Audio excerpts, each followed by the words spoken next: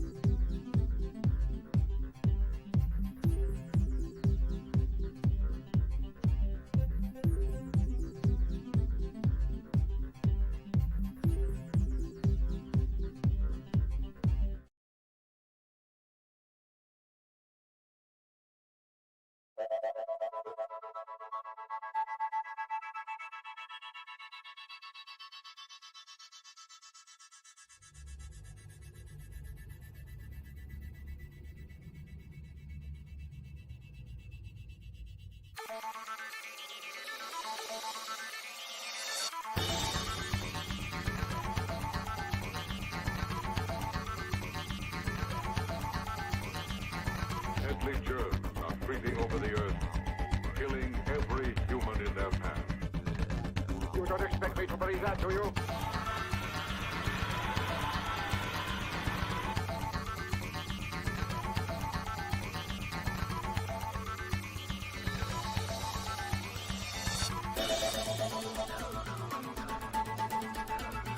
Time is running out for the planet Earth. You don't expect me to believe that, do you?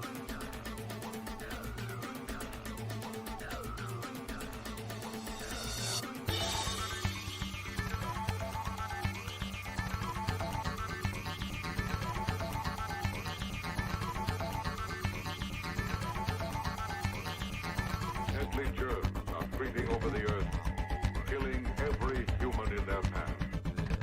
You don't expect me to believe that, do you?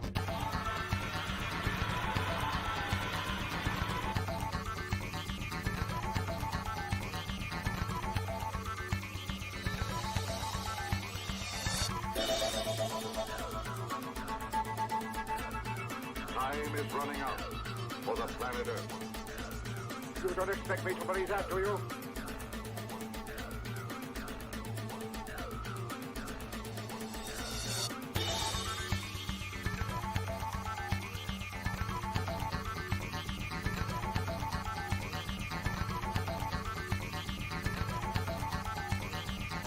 Deadly germs are creeping over the earth, killing every human in their path. You don't expect me to believe that, do you?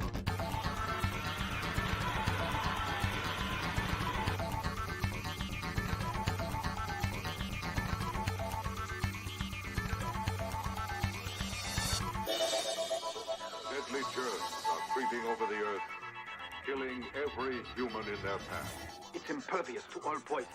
Time is running out for the planet Earth. You don't expect me to believe that, do you? Deadly germs are creeping over the earth, killing every human in their path. It's impervious to all poisons. Time is running out for the planet Earth. You don't expect me to believe that, do you?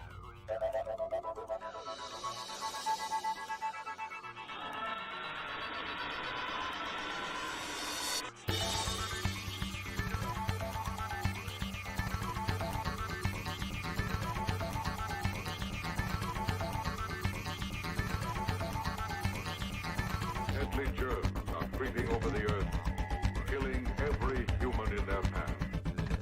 You don't expect me to believe that, do you?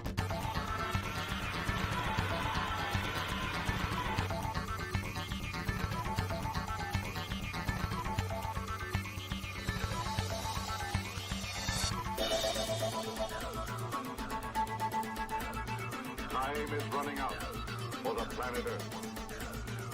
You don't expect me to believe that, do you?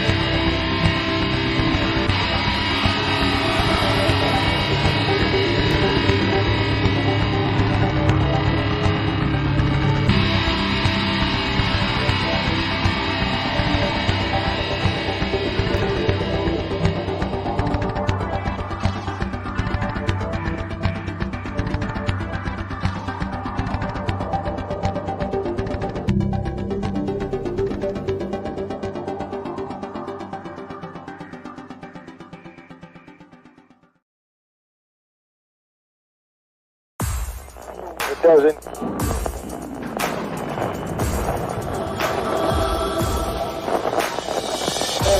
Mission.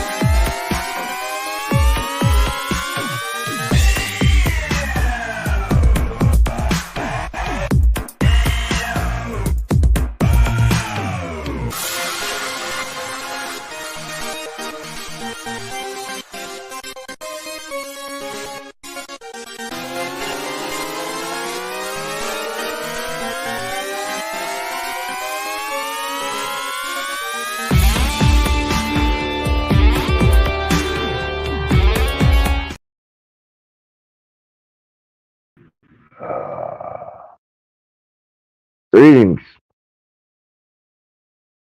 Peace, peace. Uh, how's things going with you today? Are you there? Yeah, I'm here. Can you hear me all right? Oh, yeah, I could. Could you hear me? Yes, I can hear you. That's great. How's it going with you? Uh, made sure I got up to get this live stream going. Pretty excited about uh, maybe chopping it up a bit, see what we got going on. Yeah, let's chop it up and hopefully nothing bleed out.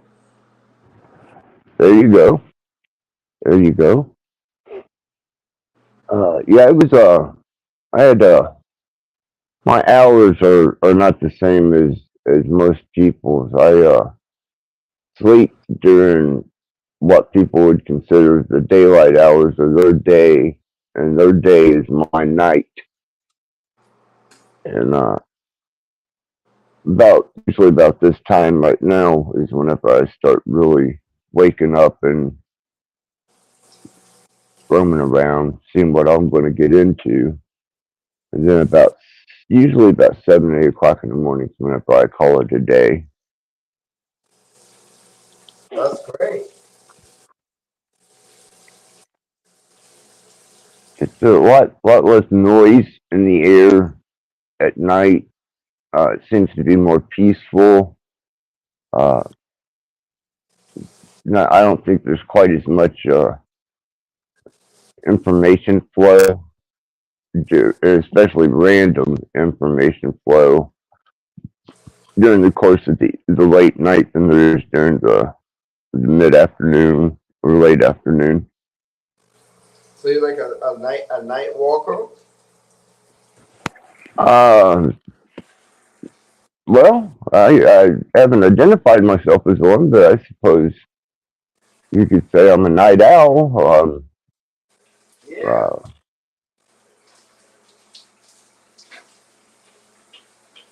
just really enjoy the peace at night, man.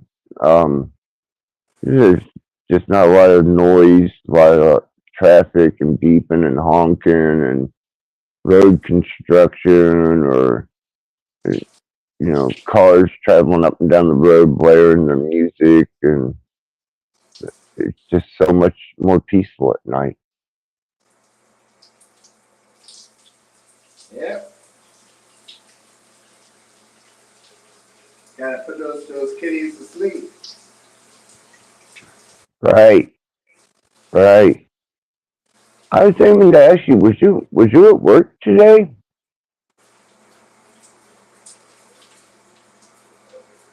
I was just here, that's all. Maybe you heard some Uh, outside noise. I don't know. it seems it sounded like you were at work or something when you called. I thought, I wonder if I was at work or you Well, know. what's the I did. topic tonight? I, what was that? The topic tonight.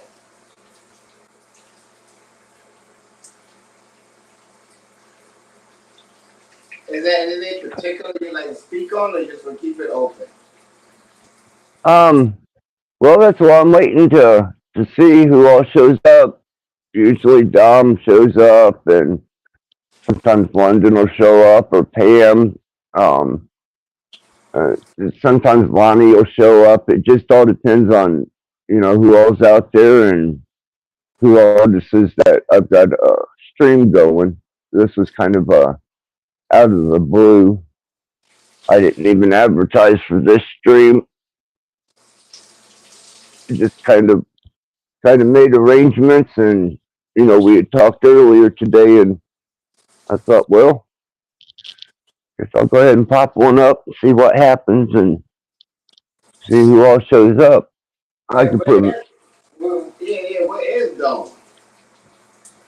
um he's probably roaming the old back street to YouTube somewhere, uh, checking into the metaverse and seeing who all's up and what they're doing and maybe getting himself involved in something. I can send him a message though real quick. He might be interested. See what we can do here. Uh, We got it. Summer's dawn, yeah. we got someone down there? No, I said we got summer's dawn. Your mic is really. It's hard for me to. It's very difficult for me to hear you. Oh, I was saying, Dawn's probably gonna show up soon. Oh yeah, yeah. He generally does. Yeah, he most generally does. But I figure I'll send him a message anyhow. See if maybe he's interested or doesn't know that I started to stream up. Uh, yeah, like last one I done, had quite a few people show up. Here we go. What you think the purpose of life? I'm having a hard time hearing you. What's the purpose of life?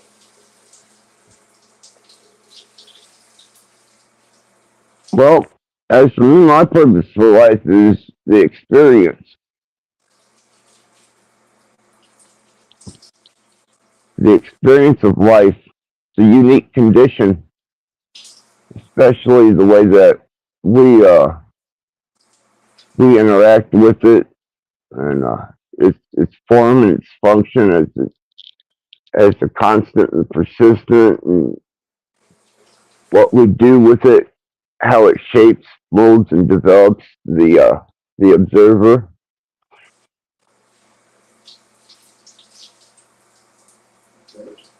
What is life? Well, as best I can tell, it seems to be a state of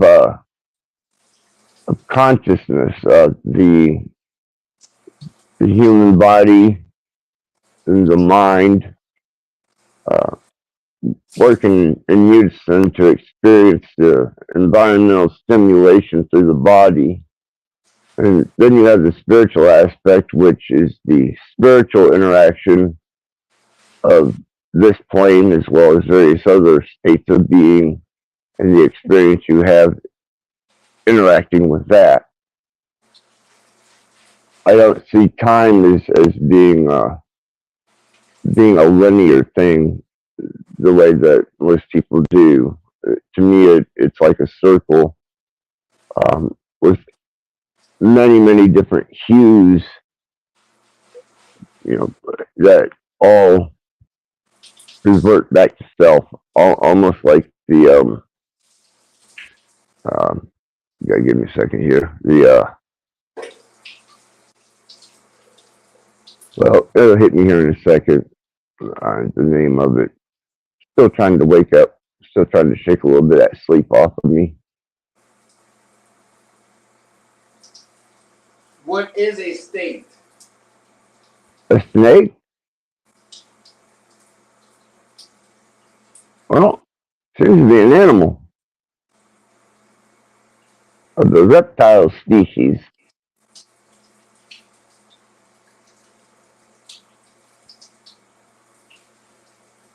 What is a state of consciousness? Oh, it's a state of being. It's a present state of awareness. You have pre-awareness of self. You have the here and now awareness of self, and you have a kind of a glimpse or a projected just in front of you in plain time view of yourself. And you're living in one of those three states. You're either living in the here and now, the past, or the future present.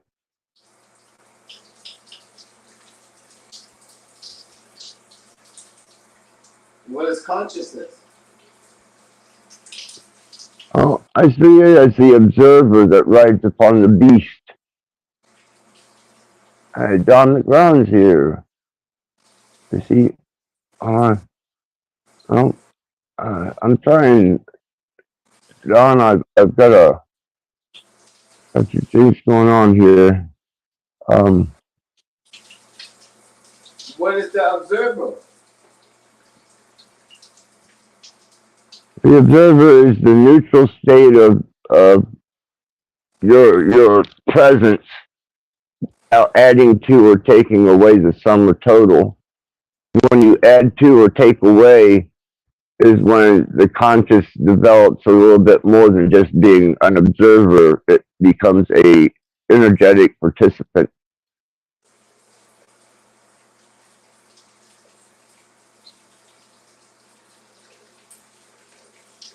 I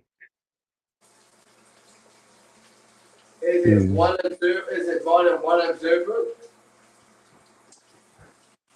um, yeah, there's different states of the observer that it can take on, but as far as what the observer is as a neutral consciousness, that's a singular. That's a singular state, but it's pulling three forms or three different types of states of being together in this dimension to create a singular conscious observer with or without interaction with or without applied energy. But then when you go to other states of, well, other dimensional uh, states of being, you have the ability to diversify your entire, um, damn, your whole reality would, is subject to change at that point in time. Are humans all observers? That's a good question. I can only speak from my position as an observer because, you know, the question comes in potentially is there NPCs? Am I a solo observer experiencing this all alone by myself? And is it being fed to me through uh, maybe even some advanced type of technology to give me the illusion that I'm experiencing this experience? Or is this the absolute pinnacle and the observer's position in the third dimension?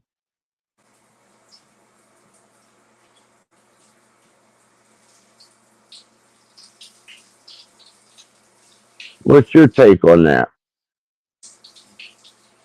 What's the question? Well, you asked about the source or the state of the observer, the consciousness, and you asked if it was in a singular state or not. Wait, I'm asking you what is your question? Oh, I'm asking you the same question. What's your concept on that? What's your take on it? Do you feel that you're a singular observer, um, and this being the pinnacle of the third dimension observation state, or are you potentially a being Okay, I fed am. all your information by a singular No. source of?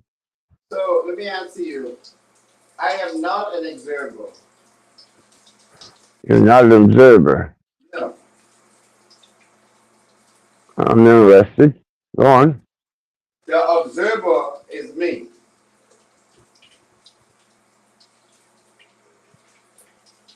Okay. I'm gonna give a shout out to Don McLaren, smoking G Sharp, Maggot. Good to see you guys. Um, thank you for being here. And this was kind of an out of the blue um, live Hey, stream, so we'll see where it goes. I'm sorry, I wanted to address everybody. Yes, yes, sir. it would be the same thing as asking, is the wave the sea? The wave is not the sea. The sea is the wave. Because the Are you wave ta- is considered as a characteristic of the sea.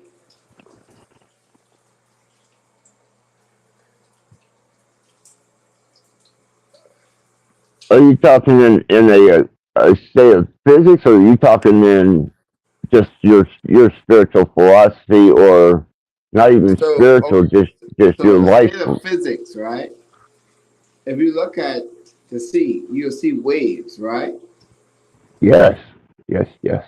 So when a wave comes up, it would be producing some type of characteristic. That's why we call it wave.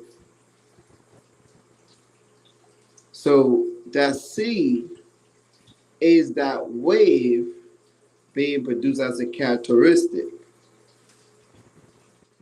So the observer would be me as a characteristic being produced. Not the characteristic is the observer, because this characteristic could fade out and a new characteristic could be produced. Just like that wave could fade out and a new wave could be produced.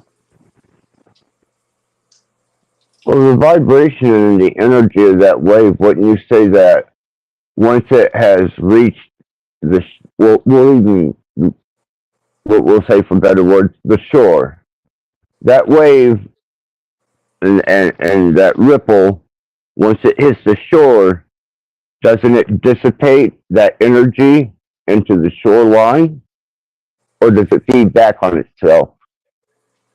It never dissipates, it goes backwards within itself. Is that okay? I was just asking, just curious as to what your take on it was. Yeah, so the sea produces the wave, the observer produces us, not we the observer. The wave So, don't produce the sea produce the wave.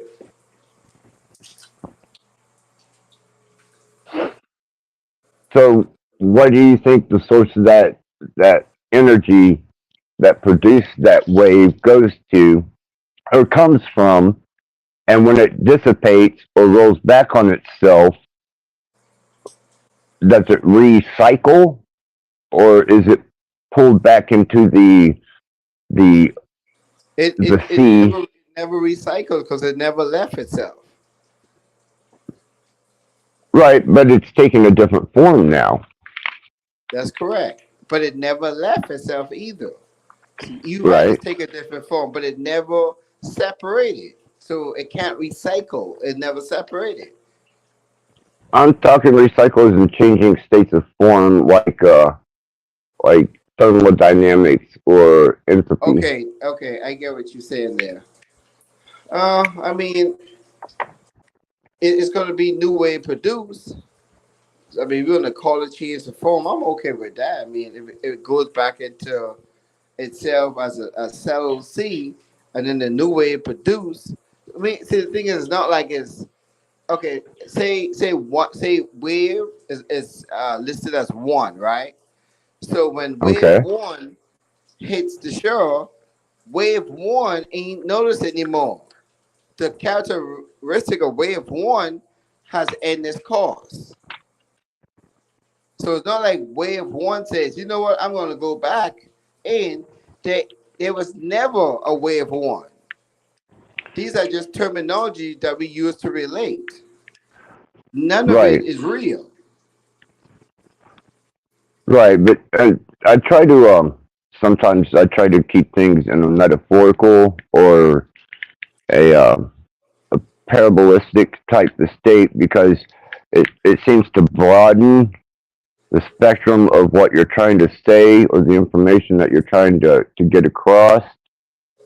And in a world of people who some take things literal, you know, and they can't see the parable value in conversation. And then there are those that speak in type of a parable to broaden the spectrum of information. And those people are pretty receptive. Then you have those that kind of just stay in that metaphoric state of mind. And Okay, I try and I transcend between the three. okay, I understand what you're saying. So then when the wave would hit the shore, right? Then the Yes. wave finds its that wave that hit the shore finds its way back to the sea. Then a new wave always continually developing, not the exact same wave. Okay, I see what you're saying. It would be no But- need for the exact same wave because then now you have the exact same experience.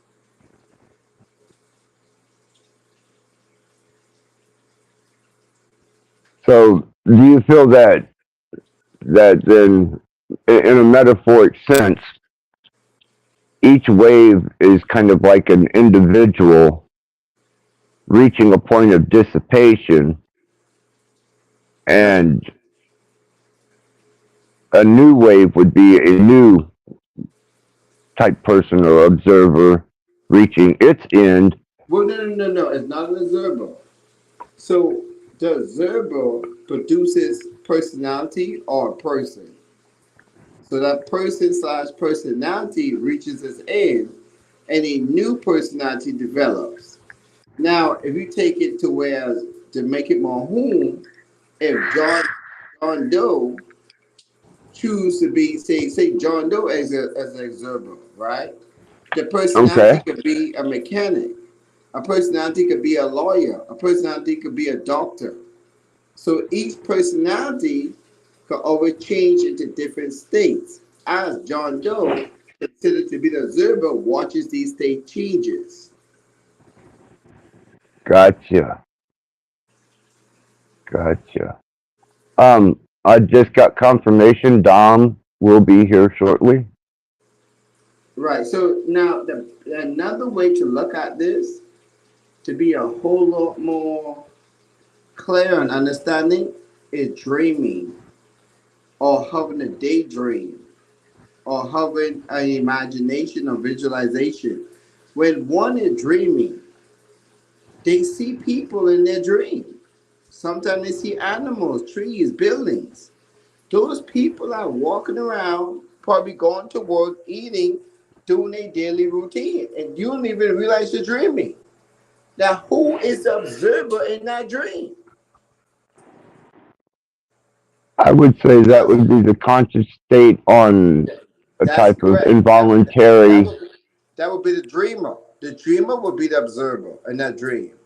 But that dreamer Yeah, have multiple personalities in that dream. That dreamer is all of those people without knowing it is all those people. Because in the state of those people in the dream, it went into the state of amnesia. That's the only way it can expand. what is this? Don says dream is reality, just another form of it. Yes, yes, Don, I agree with that totally. Um, Right. So I being that the dreamer have these different states of consciousness within this dream, not even understanding the dreamer is all of those states of consciousness. And it should not understand because if it understands, then game is over. that's becoming aware of its own transition through its various states. And then there's no Become good. It will be no more good, no more game if it does that. okay. If, I see what if you're the saying. dreamer fully awakes, there will be no more need for state of consciousness.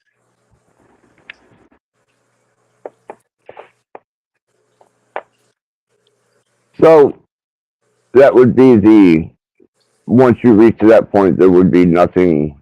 You would kind of reach the pinnacle of your ability to learn, experience, and find any type of satisfaction in observing or experiencing. That's correct. Because now, if the dreamer is fully awake, that would mean that there's no more amnesia to grow. Yeah, I've been working here lately. One of the reasons I'm kind of drug out today is I've been working and I finally achieved a comfortable understanding of bringing the astral or the ethereal, the prime material, and the bringing the dream state the conscious state and the ethereal state into one conduit of understanding and perception in harmony with itself, so that all three are experiencing any given state of the three with full awareness of the other one's state of presence. So let's say I'm awake and I still have access to my sleeping state and my ethereal state, um, astral and ethereal states. And then when I'm in a sleeping state, I still have access and awareness of my prime material and my ethereal state, and they're all working in one form of wave, one vibration, one coherency. So let me say this: you have always had access to it. You just Right, have to I'm be sure. right. There's no such thing as gaining access to nothing to it. Those who say that and then teach it most likely try to get followers or No, money. no, I don't no, I no, I don't do followers. I'm Hold on. I'm not talking about you personally now. So, because okay. there's people Yeah, I know who say this stuff. No, I'm not talking about you, right? They trying to probably get followers or money, and I'm not against it either. If they trying to get money. There's nothing bad, right? Trying to get followers or money, or they just don't understand that in-depth understanding of what it is, or the simple understanding what it is. You are always in those states. It's the awareness slash attention that you got to focus on. The states you got that, to focus on because you're always in those states. Now you have to ask yourself, in the awareness state, what do you want to be? Oh, what do you want to do as an aware? Now, after that, you have to focus your energy there. yeah, I should have said that maybe better. I've made myself more aware of those states being present, and I've found that functioning with those states allows me access to a broader state of understanding and being able to communicate cohesively and coherently to another person. True.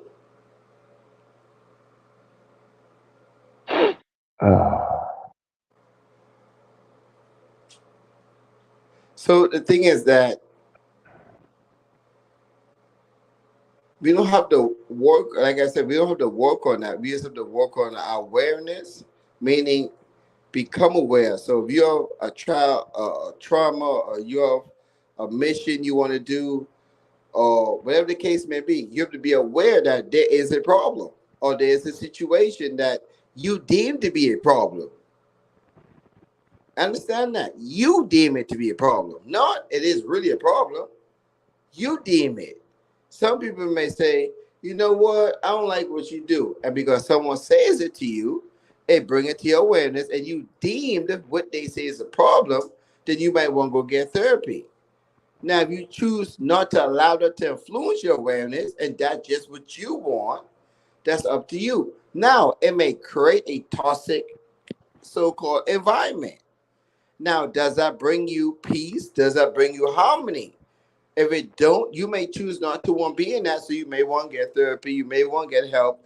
Whatever you deem you think is for you is what you deal with. Then you focus your energy towards that. That's generally yeah, that's generally the state of what most people take on, unless you're doing some type of research where you understand that that research is going to have some consequences that aren't going to be as pleasurable as you would like, or sometimes they're absolutely rough. But to obtain that, you go through those states of uncomfortable to achieve the final outcome of information that you require, or maybe a state of being that you require. such as exercising. You exercise and it helps build the muscles up, especially if you've been in bed fast for a couple of months. Well, you may not like the fact that you're having to suffer the pain and what the body is going to go through redeveloping, but you go through it so that you can obtain that point of redevelopment and restructuring of those muscles so that you can find independency in your walking and your moving and functionability, period. So there's two states that you could deal with the physical, right? One is what you just talk about.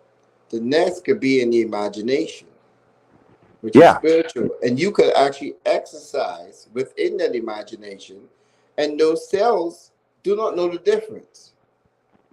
right. And you're right on that. If you have the right stimulus being pumped into, That is correct. you know, yes.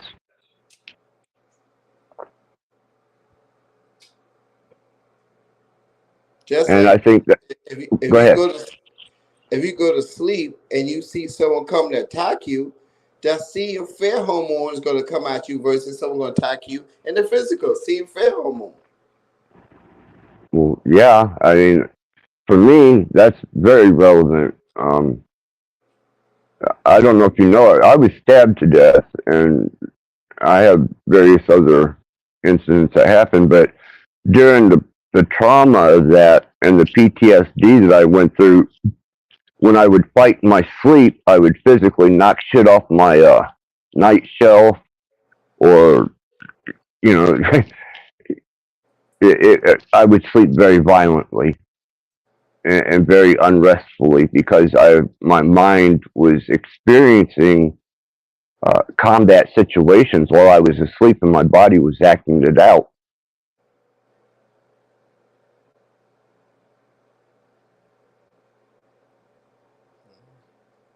It happens. Yeah, yeah. I'm not saying it's good or bad. I'm just saying that's what happened. It took a long time for me to get past that and to find an inner peace to be able to deal with that and get proper sleep and to understand that that was a life experience and something that I'm going to have to either come to terms with or it's going to come to terms with me.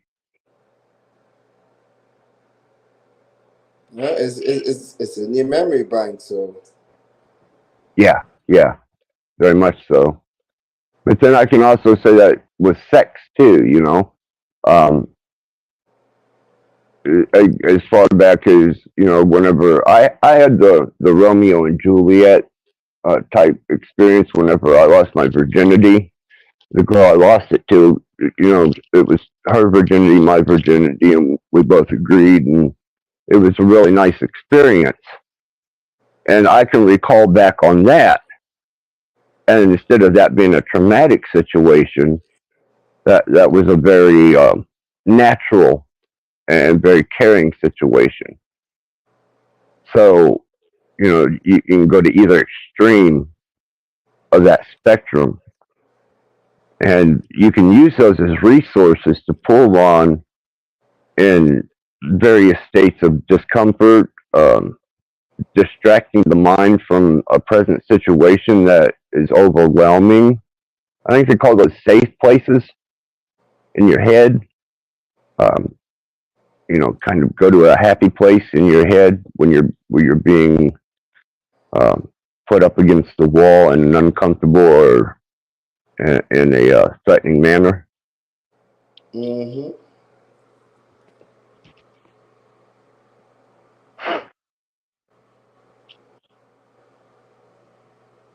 Seems like, well, I don't know about that either.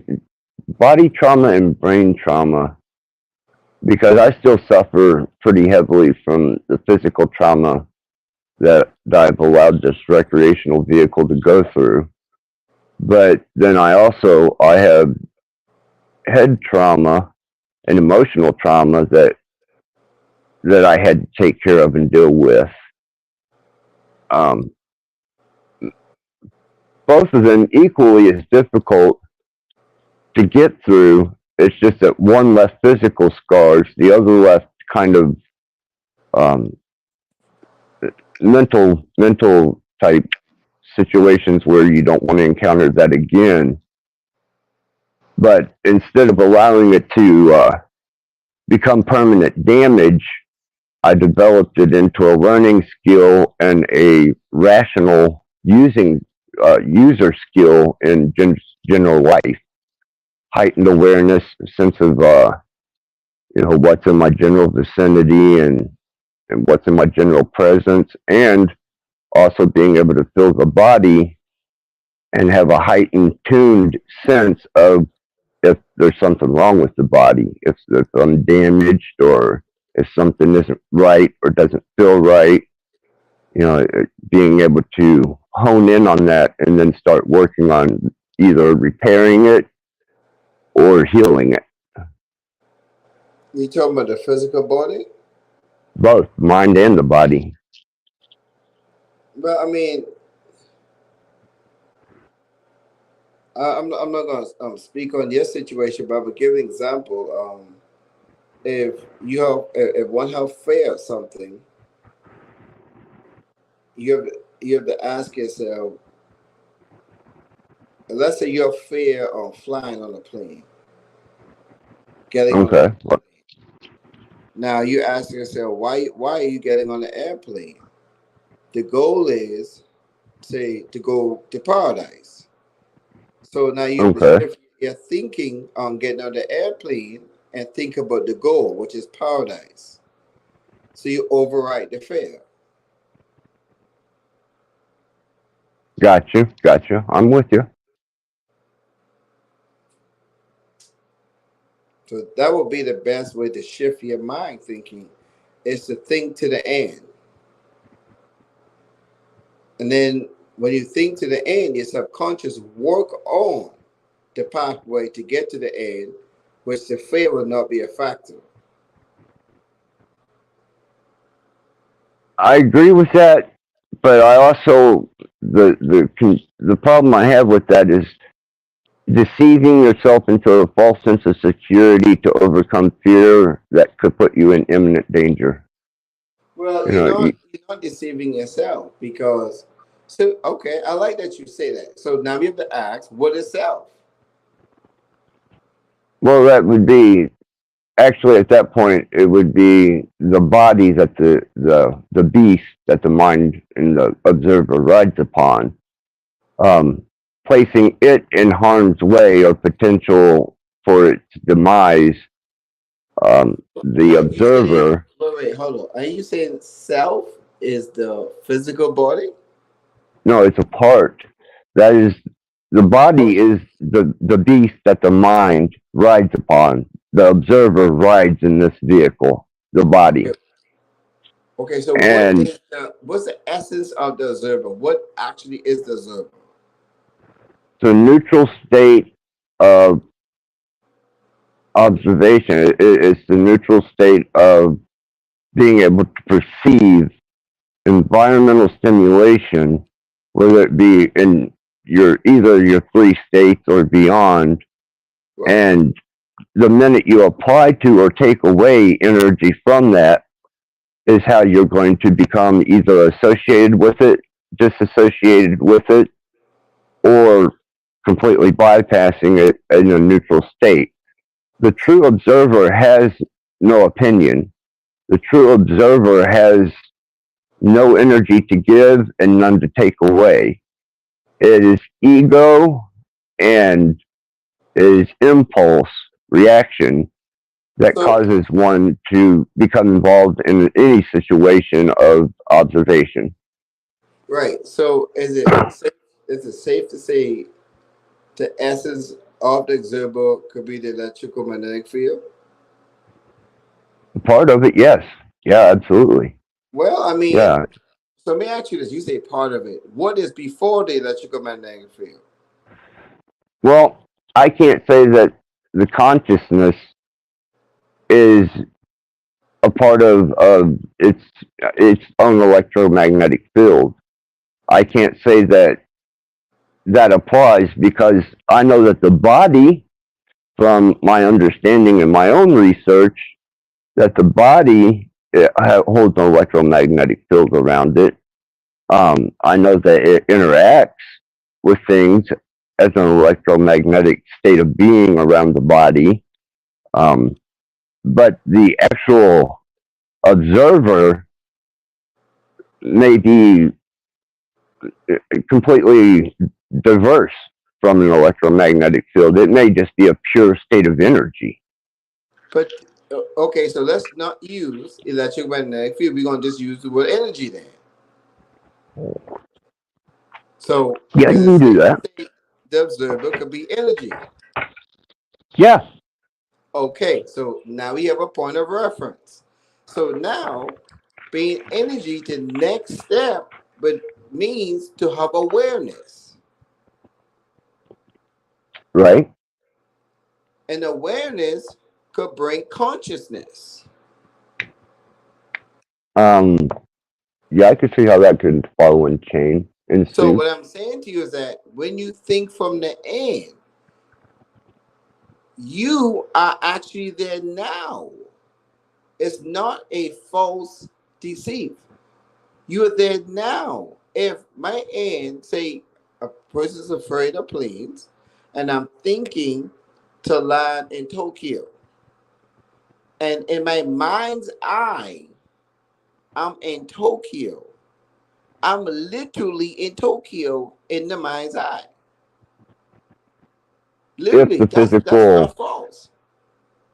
right, if you're taking the physical with you, though, Now, if the I do, body, the physical is a byproduct of the spiritual.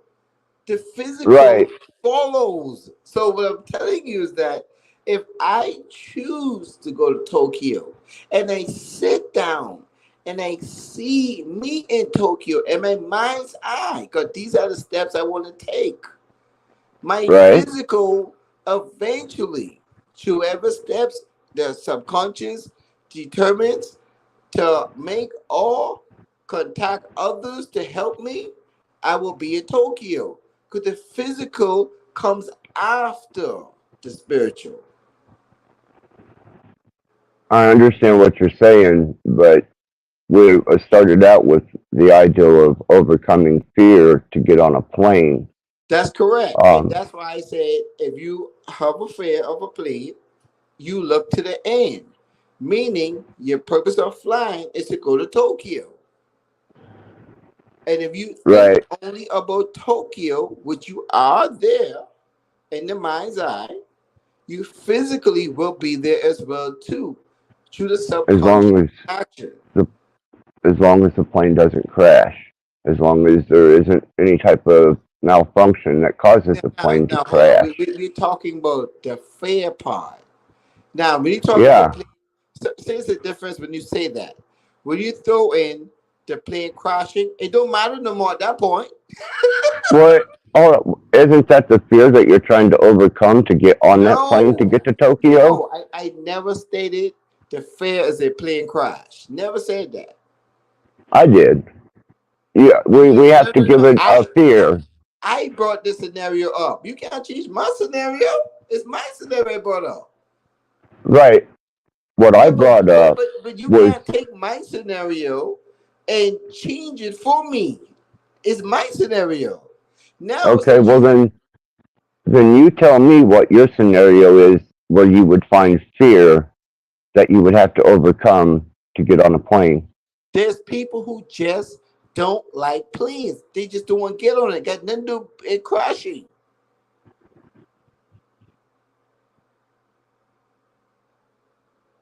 So they lie to themselves and convince themselves that nothing's going to happen, and they get on the plane. And then when It's no, something no, does no. happen, That's not what I'm saying. It has nothing to do with getting on a plane as far as overcoming it. It's got all to do with seeing themselves in Tokyo. oh, I That's what I'm understand what saying. you're saying about the projection of the consciousness in the spirit mind. I understand that. My point that brought us to where we even brought a plane and getting on it into the scenario was overcoming fear. Correct. That's correct what you said. Overcome a fear. And if you see yourself in Tokyo, you're not concerned on getting on the plane. You all you know is you're moving as your subconscious will you to move to get to Tokyo. Because the subconscious has no fear. It's the conscious that's having the fear. Mm. Right, but the point I was making is you have to get on that plane and to overcome that fear, you would almost have to lie to yourself and convince yourself that under no circumstance is there going to be any type of malfunction or problem or situation that will arise that will keep me from reaching my destination. So you're adding to my scenario. This it has nothing to do with that what you said. None of that will be thought about. The only thinking is being in Tokyo. And subconsciously, you're gonna get on that plane. You're not thinking about if it's gonna crash or none of that stuff. All you're thinking is reaching in Tokyo. Now, if a crash happens, you deal with it then, which you probably gonna die. And at that moment, nothing matters.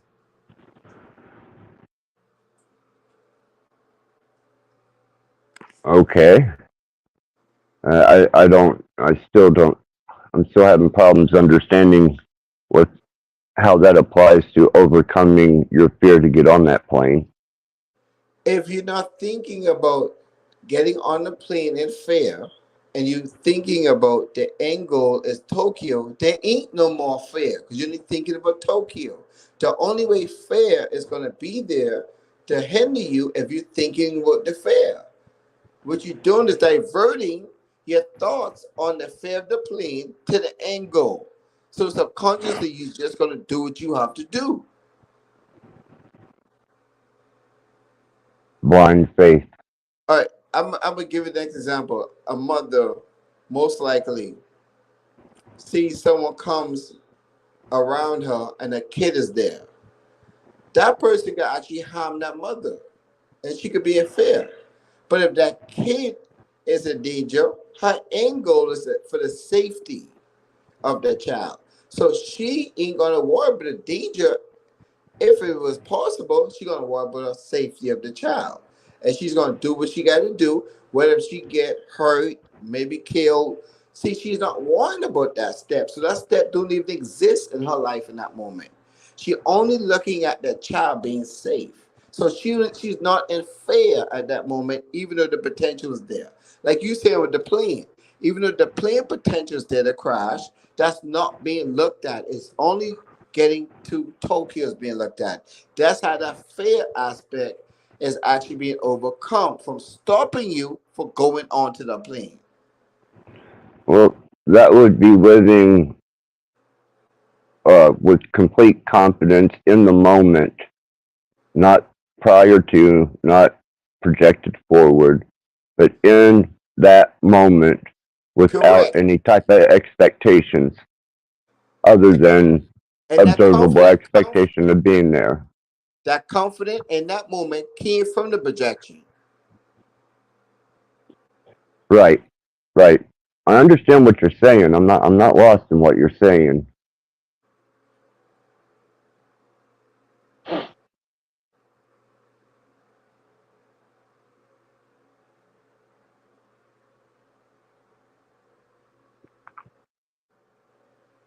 Oh, 'cause I watch another aspect that people every day without any type of conscious thought get into their vehicles and drive to their destination.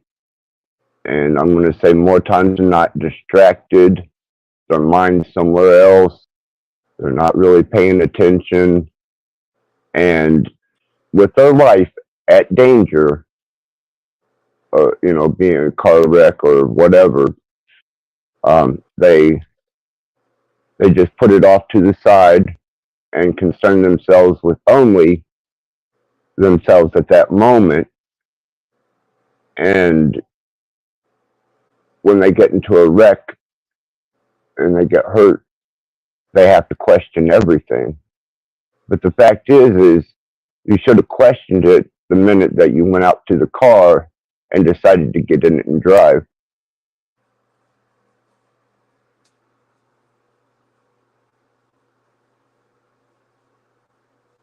Fools and Tools in the house. Dominique in the house. The Michigander in the house. Good to see you guys.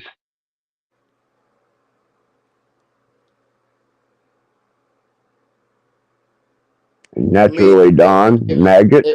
if you go that route that you said, that means you got Mm-hmm. to question getting on the bed. You got to question waking up. Yeah. You got to question everything, every aspect, minute aspect that you do. But who actually question every single minute, brushing your teeth, washing your face, just moving your hands, moving your fingers? Who questions all of that? That is a automatic, subconscious standpoint of view that happens. So that's why it's not questioned. Now, when that person gets up to go somewhere, they did consciously think. They thought about their destination first. That was the thinking they did. Now the subconscious takes over because we're looking at 90% of our life is subconsciously moving.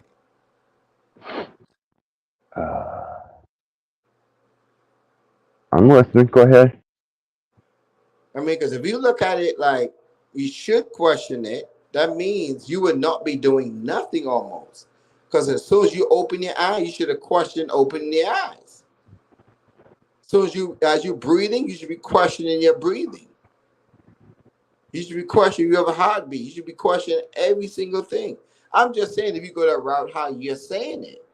This is why we have something called a subconscious mind that takes over those things that we don't question. That is also there to protect us. For me, it's a heightened state of being in the moment. But you don't question everything in the moment.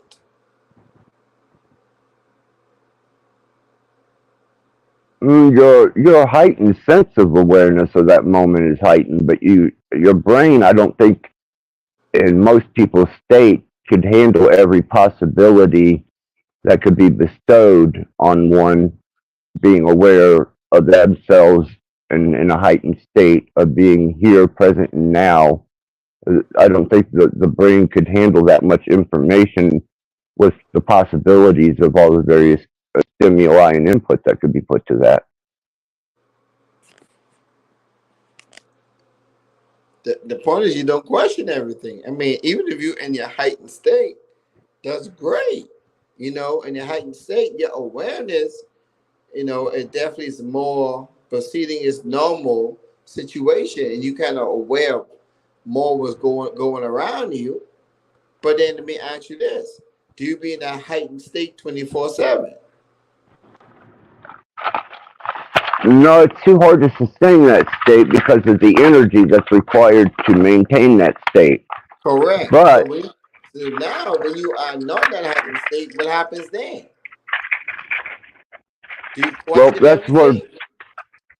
that's where I was bringing all three states of being that we're aware of and body in this plane of existence into one cohesive vibration, so that not only could I be aware of all three states of being, but they are cohesive with each other enough to be able to influence each other, knowing the present future, knowing the present past, and being within the moment itself. You'll sense the danger coming at you. You'll know the danger before it gets there, and you'll know when you're headed into danger. Yes, that's dealing with the brain. The I think it's called the amygdala. That's the portion of the brain that tells you those senses, or they call it the sixth sense. That actually comes from the physical brain. Right. And those three stages is the three major parts of the brain as well too. Hmm. And that's what I've been working with, bringing into one cohesive vibration. I mean, they always work as one. I mean, it just that you have to animate or give more electricity to certain parts. Because when we thinking, we more dealing with the neocortex. So Hmm. you're not gonna stimulate the neocortex in a thinking position the exact same way you stimulate the limbic system. It's not gonna be the exact same stimulation spread across based on certain things that you're doing. Right. They are different. They are different modes, but you can get them to harmonize with each other so that they work together as one heightened sense. Three working together to become one heightened sense. You have to open a conduit, a portal between those three states of mind for them to Well, be cohesive I'm, in I'm, here and now in the moment. well, when it come down to say you're in a car driving and Hmm. the accident about to happen, oh, three of them going to be working together to try to avoid that accident. Right. So situations like that to protect yourself, your brain going to start thinking about it, especially if it's not too fast. Like if it's something happening in the normal speed, not like quickly, because it works together all the time. It's just that it's not across the board, but in certain situation. Matter of fact, if you get in an accident, your reptilian brain or the brainstem part of it actually can slow down the activity that you experience. So that car actually will go in slow motion to you. So you could I've avoid. heard of that. Correct. So the point is, why is that reptilian brain is slowing down the activity with inside you? It's not slowing down outside of you because the activity is moving normal for everybody else. So why is it slowing down the activity with inside you? The limbic system also have the emotion going on. The neocortex is saying, should I turn left or should I turn right? Should I slow down? So they are working in unison.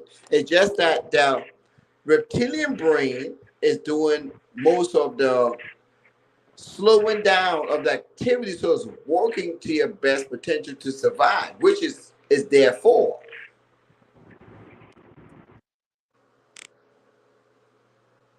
I agree. You take almost a subconscious uh, state of precaution and preparedness before you even become conscious in that the moment of what you're doing. And then there's a future present that is kind of But within the I ideal of wouldn't say subconscious precaution. is a unconscious first, because the reptilian deals with the unconscious mind. The limbic system deals with the subconscious mind. The neocortex deals Okay. with the conscious mind. So unconsciously, you're going to slow down the activity inside you. Subconsciously, you're going to see how you feel what to do. Consciously, you're going to calculate how to do it to see what makes sense to do. That generally seems the way that things are go in order to function. Okay. We A got lot of us are disconnect from the unconscious potential of the reptilian brain that deals with the activities inside of us, which I said the slow down activities, also, which also bring foresight on things that could happen. We call this, like you say, heightened awareness, which also can use the third eye, they may call it, or the mind's eye, where you see something before it perceived in the physical world. Or they call this the sixth sense, or they call it the intuition, which is the amygdala in the brain, where you can feel something or the vibration of something before it happens. Or you can feel another human being vibration, the energy, whether they're good or bad or peaceful to you or hateful to you.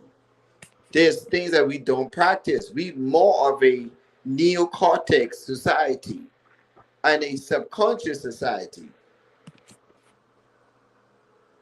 But the unconscious, we more lost, which is actually dealing with the whole aspect of the creator. Like we really truly is the reptilian brain. The other parts came afterwards. Right, right. I have theory on that. Human development um, through generational and through biological manipulation. But yeah, I understand what you're saying when you're talking about thinking from the reptilian region of the brain. Right, and there's something called the amygdala. You familiar with that? Yeah, I'm familiar with that. Right. Some people call it the God spot, Mm-hmm. which is a part of the reptilian brain.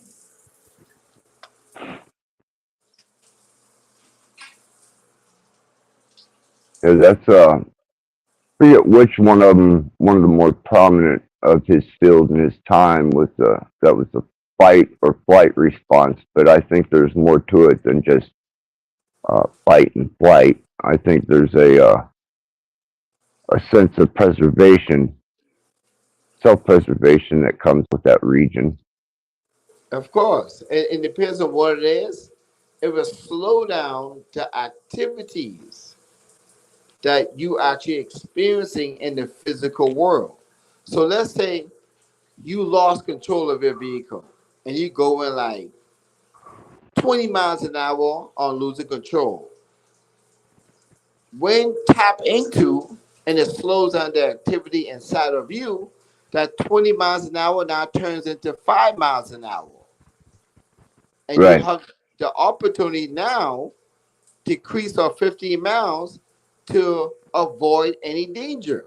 And then after the danger is avoided, then it goes back into 20 miles an hour, like into regular play. Now, again, this is not slowing down for those who are hearing me. I want to make sure I'm clear. You're not slowing down the outside world because there's other people who are walking around and doing their regular thing. That don't slow down. The activity in you slows down and you perceive the 20 miles to be 5 miles, which allow you to protect yourself. And then it goes back to normal after the situation is over. Now, it could be over, meaning you could still get into an accident because you didn't think right, or you could avoid it, and now it's over. And I agree, it does happen from within that state that you're talking about of I things don't believe it. flowing. I know it. I know it happened. I've seen the thing happen. I know it.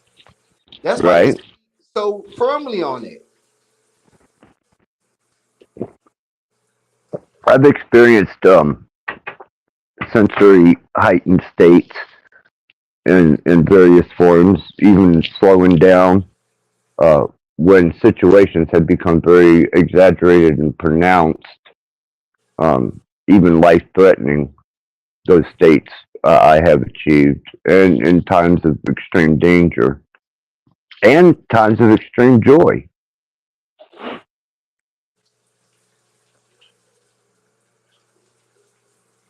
I mean, But it seems, go ahead. yeah. I mean, either way, it could be activated, and then there's some that claims they could do it at will. There's a guy called the Iceman, right? Who could lower his body temperature. He went on Guinness World Book of Records. So this is not a theory. These people measured him, and he has the Mm-hmm. record on staying in ice the longest. He was able to raise his temperature. Right. I'm familiar with who you're talking about. I can't think of his name, but I've seen the documentary on him. Correct. So this stuff is real. Just it's not a common thing. I'm not saying people go out there and try to get an accident. So you're gonna slow stuff down. It's not just accident. It could be you could be fighting somebody. Meaning you could be protecting yourself. When I say fighting, like self defense, I meant, and it can happen. Right. So it's not a particular situation. It can happen at any given moment. It's just that we lost the ability to do it at will. When I say Right. lost, I'm talking about we don't practice it. Not lost as in we don't have it no more. I talk about we're not practicing it. It's just a matter of rediscovering it and put it to use and exercise within the mind so that it becomes more practical. Correct. Uh, that's what I'm doing with the combining the three states into one. So again, Instead of anything you study or anything you read, it always comes back to the human body. There's always some correlated thing that links to the human body. Example, if you say, man, I just had a feeling, or it's like an intuition, the amygdala is the physical part that allows that to happen. It don't happen on the thin air. The amygdala of the physical brain is what allows that sixth sense symbolic word we're using, or that intuition, which is a symbolic word that we're using, is yeah, actually allowing it to happen. So if you cannot or we cannot go back to the human body, most likely it's some BS, or we haven't studied long enough to see where it's relate back to us. right. And then even at that, it's still the individual experience and the individual interpretation and perspective on it. Only because you can't share that particular state with another person in real time and the actual experience that you're going through being shared, kind of like quantum entanglement would be. You just don't quite have that unless there Give me have been example. rare cases. But give me example what you're talking on. Um, there are instances of genetically bonded twins that actually have experienced the same feeling, the same thought, and went through the same emotional or physical trauma at the same time as their biological entangled twin did. Still it's them speaking. It still can't be proven, but beyond reasonable doubt and through testing, they have found this to be a state and a property that is shared amongst especially biological twins. Okay, I understand. Yeah, I see what you're saying. Quantum entanglement. Yes, That's just like a mother know her child is in danger. precisely. Or even if you married, you can know if your wife is going through something. Hmm. A feeling just happened. So I get exactly what you're saying.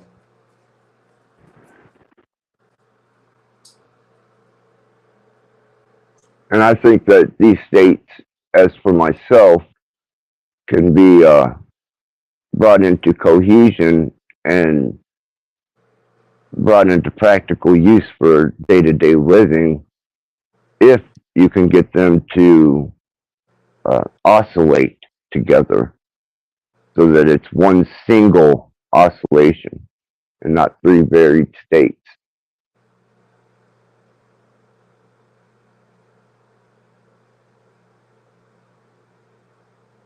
And I want to say shout out to Dean, Maureen, and I believe I'm saying that right, Candy, welcome.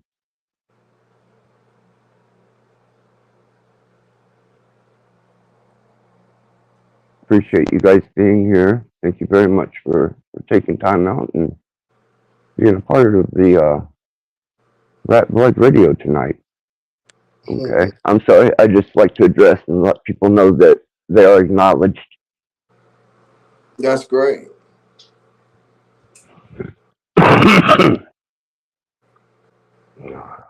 Lots of good people come here. Mm-hmm.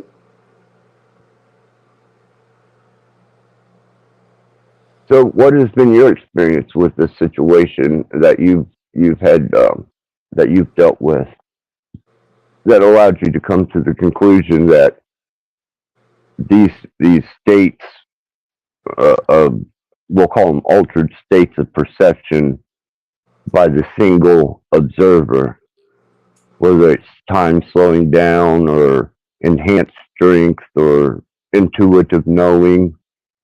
What were some of the experiences you had? I mean, like it definitely intuitive knowing. I could sometimes have a question that I need to answer. I sit back, sometimes on a chair, and the answer comes to me. And I'm like, oh wow, so that's how that works. You know, the thing is, we all have it. You know, and most of the time, we know what we're doing is wrong or what we're doing is right. We just choose not to even care about it. So most of us know, and it comes to us, and sometimes we just ignore it because we want to go by how we feel, not the truth of the matter. So Gotcha. if I want to know certain stuff and I'm just interested in it, I just sit back and sometimes the information comes there. Or sometimes I say to my mind, hey, go read this or look this up. Then it will lead you to different things. It all depends on what it is. Gotcha. I want to shout out to Origins. Thanks for being here. So, do you think that being aware of these states, such as you are, and bringing them into exercise or kind of practicing the enhancement of those, what do you see as being a hands-on everyday practicality of that heightened state?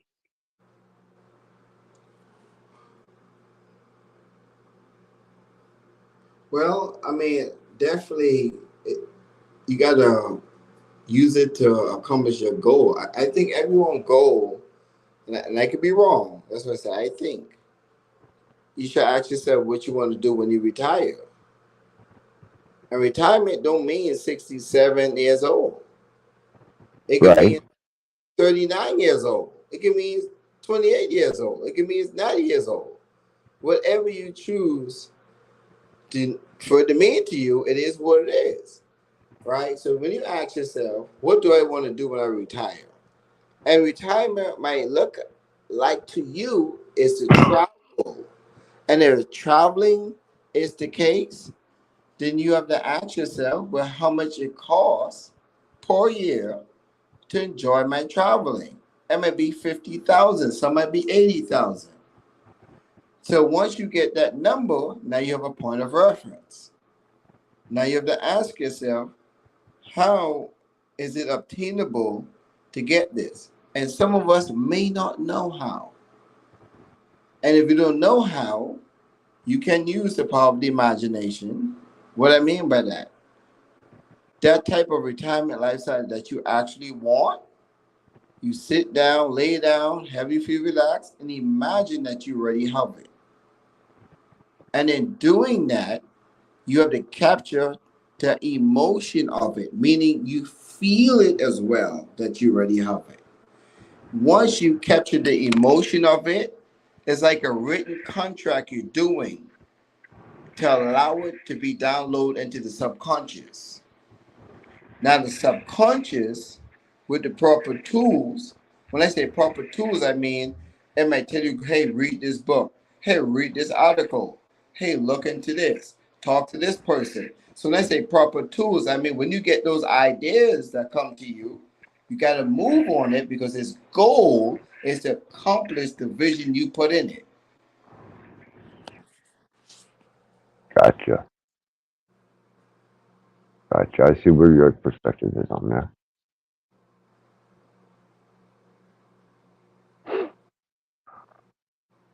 I found it at the moment, and especially when it comes to the way that things are being socially engineered and certain heightened states of um, heightened sense of danger that have made themselves uh, clear and apparent. I found that having that heightened sense has been beneficial to me in knowing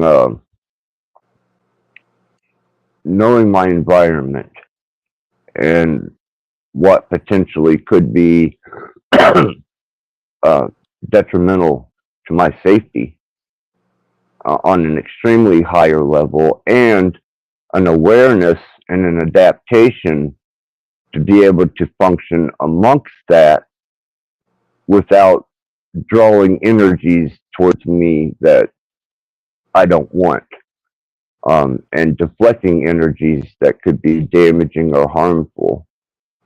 And sometimes you have you have the covert, those that seem to be uh, benevolent and well-meaning, but in actuality they're far from, and they completely have a malevolent tendency. They just keep it well disguised.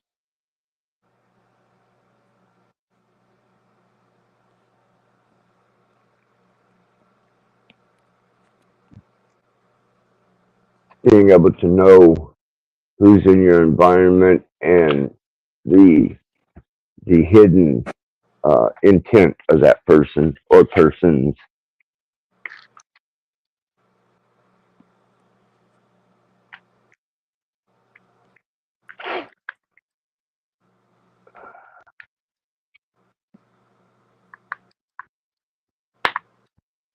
You still with us?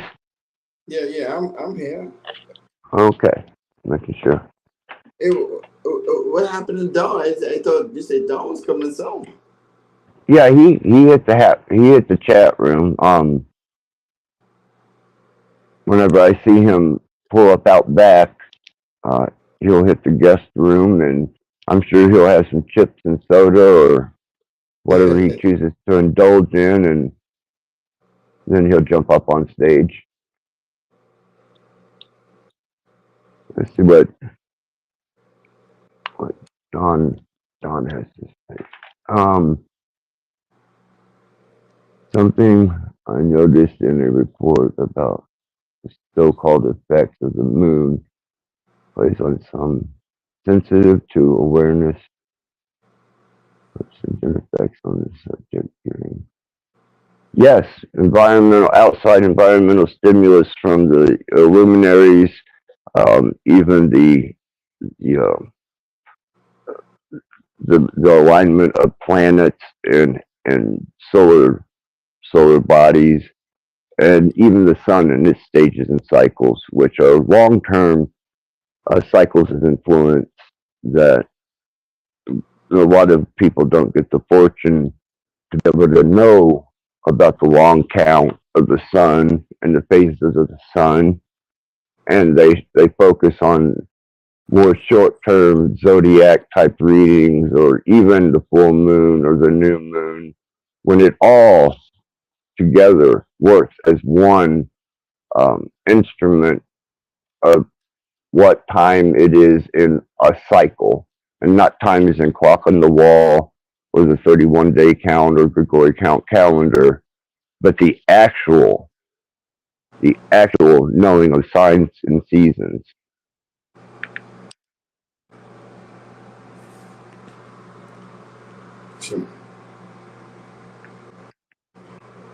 I'm take a break.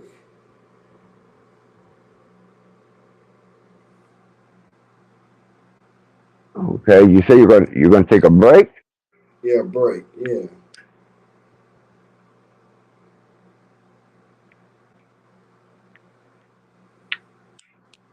Okay. Um, I haven't seen anybody in the back room. Sometimes I have trouble seeing if anybody's in the back chat or not. But apparently our guest has decided to take a break.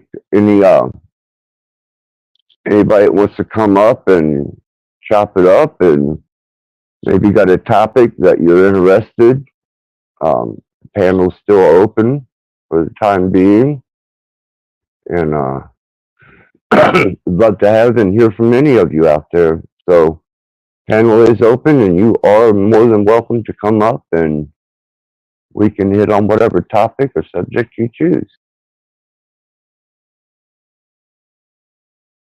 Sure, that would be fine, D. Absolutely, love to have you.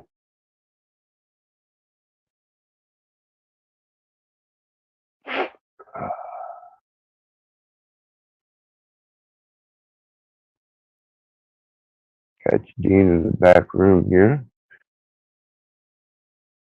And once again, I want to thank everybody who's shown up and on no notice. I didn't give any notice out, but it means a lot to me that you've showed up here, and it means a lot that you are a part of um, our life endeavor into this experience. And I like to thank you all for keeping such a well mannered and uh, good presentation on each of your behalves as being members of the chat. Seems that there's a good atmosphere amongst the chat room in this channel so far, and I'm very appreciative of it. All right. And we got. Hey, everyone. How's everyone? Hey, Axis, how are you? Oh, I'm hanging in there, Dean. I'm hanging in there. All right. Now we have Dom. We got Dom with us. Got Dean. Dom. Dom. Hey, how's it going? Been a while since we caught up. Hey, Maureen. Hey, Dean. Hope your wife's with you. Hey, Axis. Yes. Good to see you, Dom. This was kind of an impromptu live that happened. I had a couple of people get a hold of me today, and they were really curious as to whether I was going to go live or not. So I figured I'd definitely appease them and go live and see what happens. So far, it's been quite the endeavor. I'm glad to hear that, actually. I'm glad Joss came up. I'm glad to hear Dean's up here. I just kind of jumped off with Venus for a bit, and I figured I'd come over here and chit chat with you guys, or at least hear you guys. I appreciate that. Appreciate that. We get a lot of requests for your type around here, Dom. What about Dean? I love Dean. Oh, Dean's always welcome, but he's like the door guy, you know? He's the guy that's taking tickets and names at the door. Hey, well, you know, it's interesting you're talking about energy and awareness and that Axis. A very good friend of mine, I've known him for a long time in my life. He turned up at my birthday celebration, my 70th, and he brought some books with him. And some of them are actually, they're all old American advertising books, really. They're all written through the 50s and early 60s. And they've got little articles all through them. Not only are they selling things, they're also selling not say selling, but advertising for different programs, you know, like the world has. And one of them I know is you know, the homeschooling, you know, Right. and doing not homeschooling, what do they call it? University, where you can do home study, you know, you can study at home and do a university ticket or something, you know, or learn some So degree. kind of like getting your minors or your masters or your bachelors without stepping into a college, huh? Well, yeah, but more along the lines of becoming an engineer, or you know, of a roading engineer, or becoming an engineer in a steel factory, or that sort of thing, right? Tradecraft. But anyway, one of these articles was about the loony moon. I read it on one of Chuck's lives. But the thing is, it's about this thing called the loony moon, and what I got from it really was they did a test. So they took like a core sample of people to do the test, and they classed these people. That's what they were. They were in classifications of their adjustment to society and the world around them, the industrialized world, right? Alright. And I've, you know, to me, if you, it's just interesting when you say well-adjusted, mediocre, you know, mediocrely, whatever, you know, adjusted or mid-range. That would be a better way of putting it. And then not so well adjusted, you know, and called even maladjusted. Right. And these were being this was being hold on. Oh, we got people back here.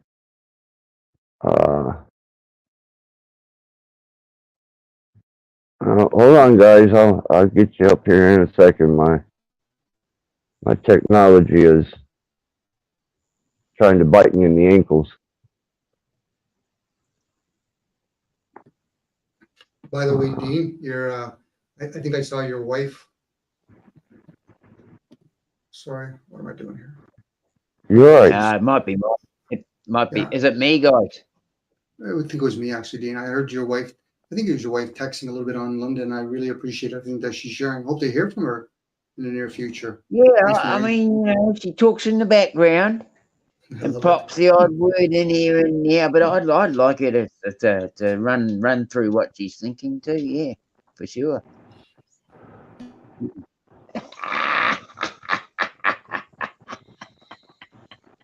From a woman's point of view. Bloody oath. But you know, I was quite interested in this thing. You know, all these, there's another article about making rain, and you know, things that they were doing in the 50s that yeah, you know, to me that's bordering on you know, surveillance, isn't it? You know. Okay. There we go.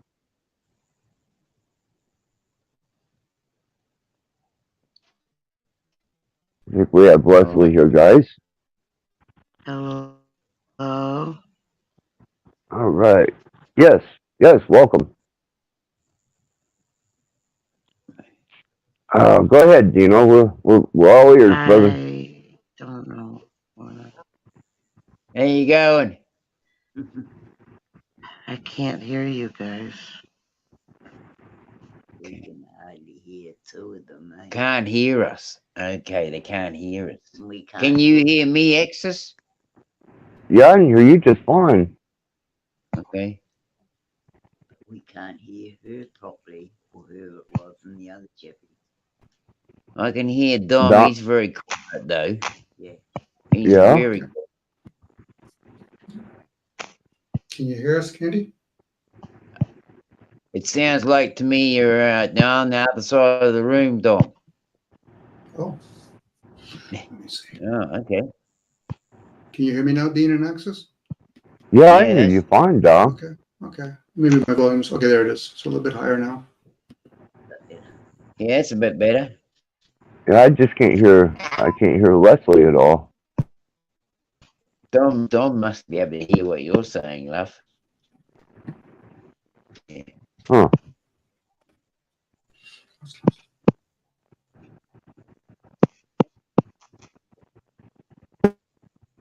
Leslie, can you hear us at all? Because you may have to drop out and come back in because we can't hear you. Yeah, I can't hear it.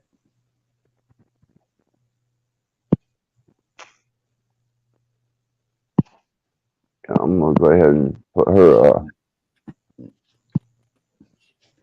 her backstage until she gets that technical figured out. And that way we can keep this going. So how did you run across these magazines then, do you know?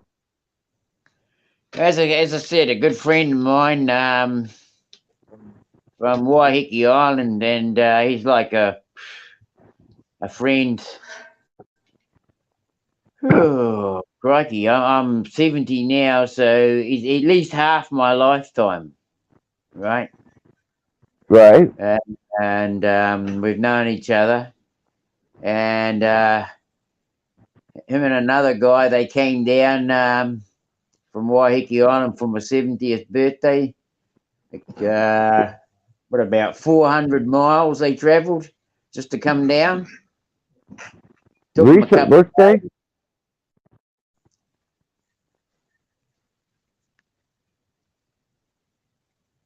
I'm sorry, Dean. Recent birthday? Yeah, recent. Yeah. Okay. Oh, no. 20th on the 20th of February.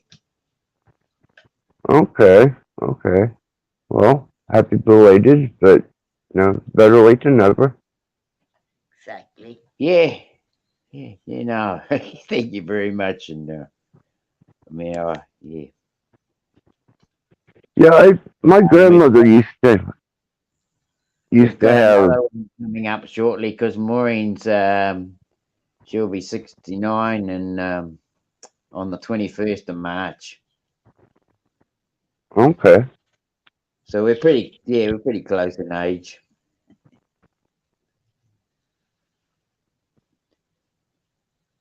Well, that makes it convenient. You can celebrate them all in one day. Call it some type of a name and start gathering people and then develop a secret handshake. System donations. Some type of great objective, and I think you'd be rolling. Probably bloody could. These day and ages, Dean, from what I've seen, if you could drop the penny on the same side twice, you've got a cult. Somebody's there to. I know. I mean, it's funny though. It's funny. The irony always comes through with for me with our humanity. Oh, they always got to find something. And here recently, I have become more and more reinforced in the state that I am more distant and removed from that type of thinking now more so than ever. Me and Dom have been talking about this being a solo endeavor, and how we're the only ones inside your your body that's actually experiencing this particular uh, existence, and no one else is. So I just call it my ride. It's my ride right now, right? right, right, and it is the beast that the mind rides upon. Your ride, your vehicle, Yeah, and nobody, I don't have any passengers in here with me that I'm aware of, and so I've yeah. had to Well, take on. me neither, but no, I'm not either. I agree. I don't have any passengers, so therefore, you got the number one, and you got to look after number one. You know, you're responsible for number one, and then if you want to make a journey a good journey, you got to pack the right gear. Yeah, Right, yeah, and that's what we were discussing earlier was being able to have the intuitive state of mind to have the precognizance before you take the journey, have the present state of mind when you're taking the journey, and have the future tense of the self being a now, uh, to be able to embark on that journey, and bringing all those three states into one cohesive state so that you have a full and complete understanding of what you're embarking on, and being aware in a heightened sense of well, I think potentials. that's when you really do live every moment, right? It seems 'Cause- so. Yes, it seems yeah, so heightened, mm, and I don't mean heightened in the way of high vibing. I'm talking heightened in the fact of being able to pull um, much more out of the experience than just the average or the general person. yes. I mean, like I could relate that to something like years and years ago. This always when I'm having discussions, I can use this as an example. But I went to this one place, and it was in the Heafy Track, an area of barren landscape in New Zealand, quite a barren area. It's a national park.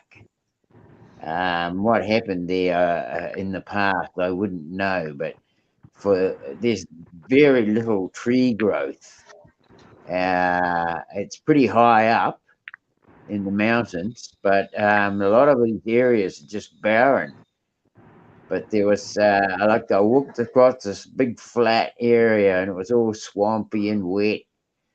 And then I got to the edge of this little cove or little gully, and it was just like I'd walked into a different place altogether.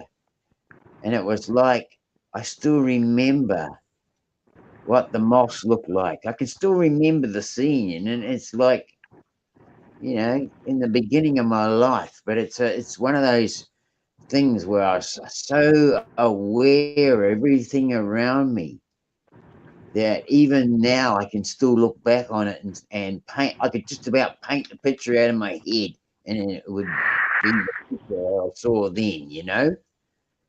And that's what I'm saying. When you're totally aware of your surroundings, everything, your memory of it will be, to a T. Doesn't matter how old you get, right? Right? Mm. Seems more implied, more inscribed on your memory, and more recallable by detail. Yes. Yeah. I know here recently, um, trying to bring cohesion of the various states of being that are available to me on this plane. Um, it seems like detail is becoming more enhanced. Um, it seems like I'm able to better forecast the outcome of situations just by almost micro signaling, where some people use numbers and have prophetic, profound idealism with numbers. You can break that down to almost the moment, and looking at these micro reflexes in your environment and other people, you can almost read exactly what the next procedure in the process is going to be, or the next process in the procedure. Yeah, well, I mean, I liken that to say a smile, example. You can be, uh, you can feel the mood around you, and it's quite low, and then you can smile to just one person, and it will infect the whole bloody place.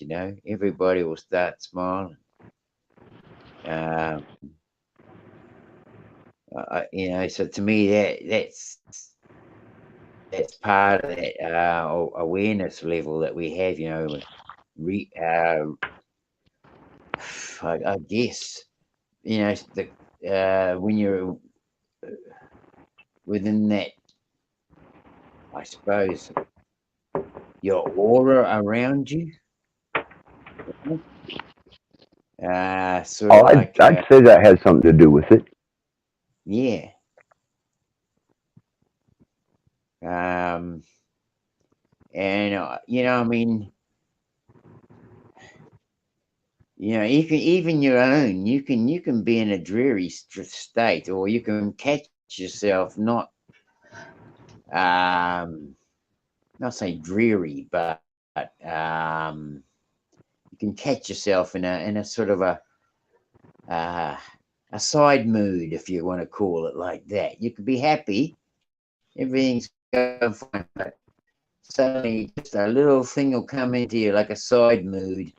It'll take you down a peg or two, or not so much in a peg or two, but it'll just maneuver you down a bit. And you can, if you're aware of self, you can acknowledge that that's happened, and like say, oh well, okay, I acknowledge that, and then just move it to the side and go back to what put some joy in, accelerate your happy side just a little bit more to shift your perspective. Right, maintaining a sense That's of balance. what I do think.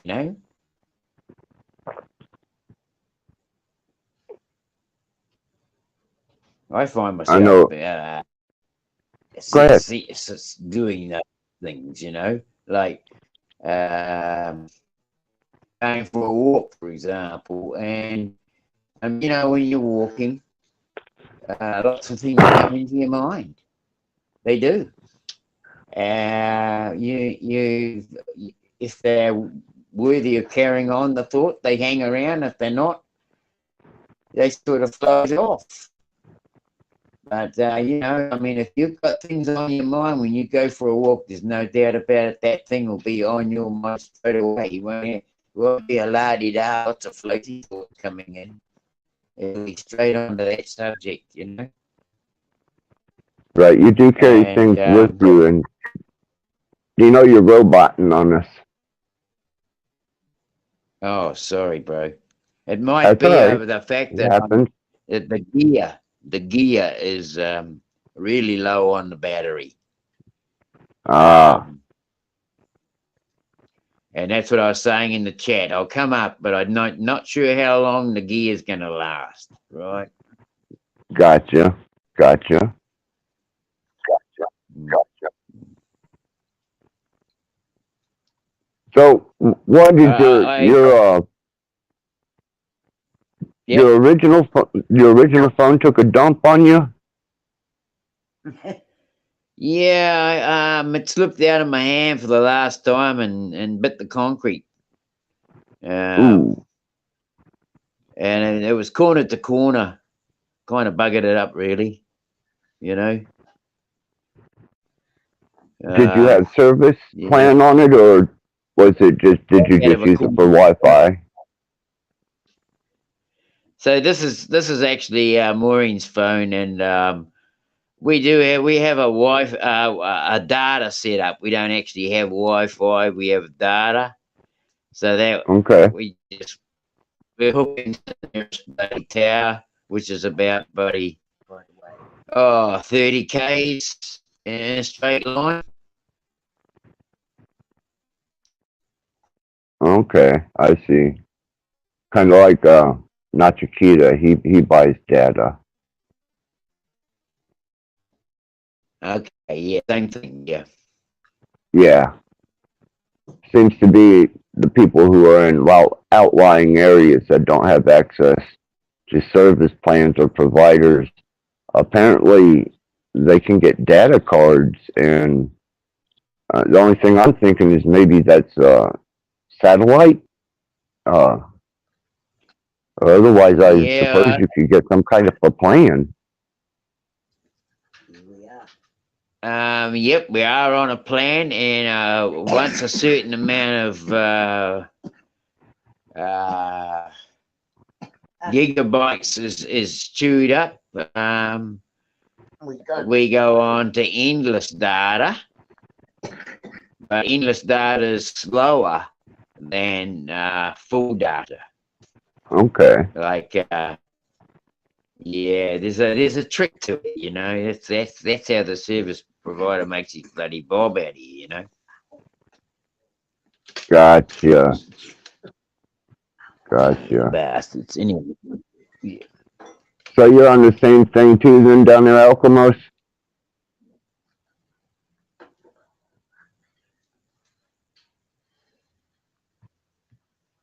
He put I still do data cards on mine, Alchemos, cash only. So I have one of my device, well, actually two of them that I use a card on, just because they're kind of like expendable phones. And then I have one that's on a main service plan, and then I have two satellite laptops, and then I have my main tower, which is my direct server tower. You would think you would Right. have Well, that. that sounds like quite a good range, you know. Yeah, so far. Dom? You would think people would have the technology that the moon landing had. Well, yeah. You know, like the Yeah. tribal people getting wireless devices. They're commuting gazillion miles away. Recently. Yeah, that was amazing pictures they were showing, and I mean, really in-depth account of that particular. Wow, yeah. No bubbles, just clear. Just clear. You know, But you know, how they managed to go as far as to get the thing to knock over. I mean, that had to have really been a great disappointment with all the effort they put into it. also the first picture one, they didn't land. They actually didn't step on the moon, but there was already somebody there waiting to take the picture. You noticed that? No, it's foolish of me. Anyway, Dane, thank you for accommodating the community by getting the data and sharing with us. I appreciate that.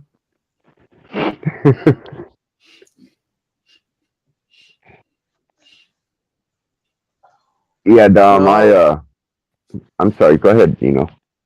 I'm just saying, if I drop out, just please excuse me or excuse us.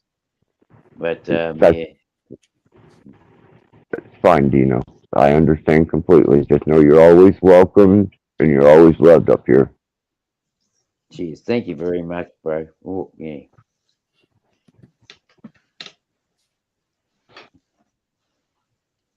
Yeah, we had the Indian moon landing, which seemed to be a kind of a video game bounce.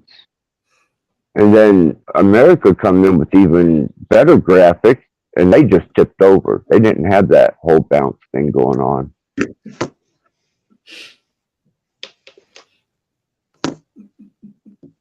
Could be. I'm always going to entertain the idea that we did or didn't go somewhere. It's perplexing. It's so perplexing. Um, yeah, that was wow. Okay,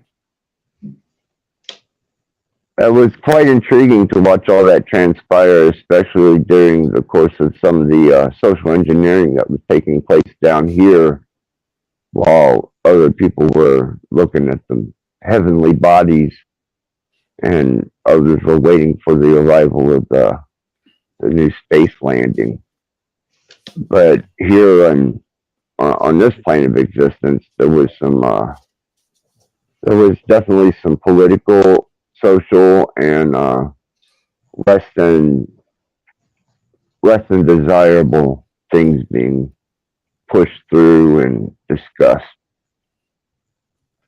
But they had everybody looking to the stars and to the moon. I think they did that once before, if I'm not mistaken. Like the tech that we're using now could have been really advanced. The way Wi-Fi works, I'd be curious to know how when it points the opposite way towards space, if it's more clear, is it more? Is it like water? It becomes more heavier. You know, I'm not going to denounce the fact that the technology might have existed back then, let alone now.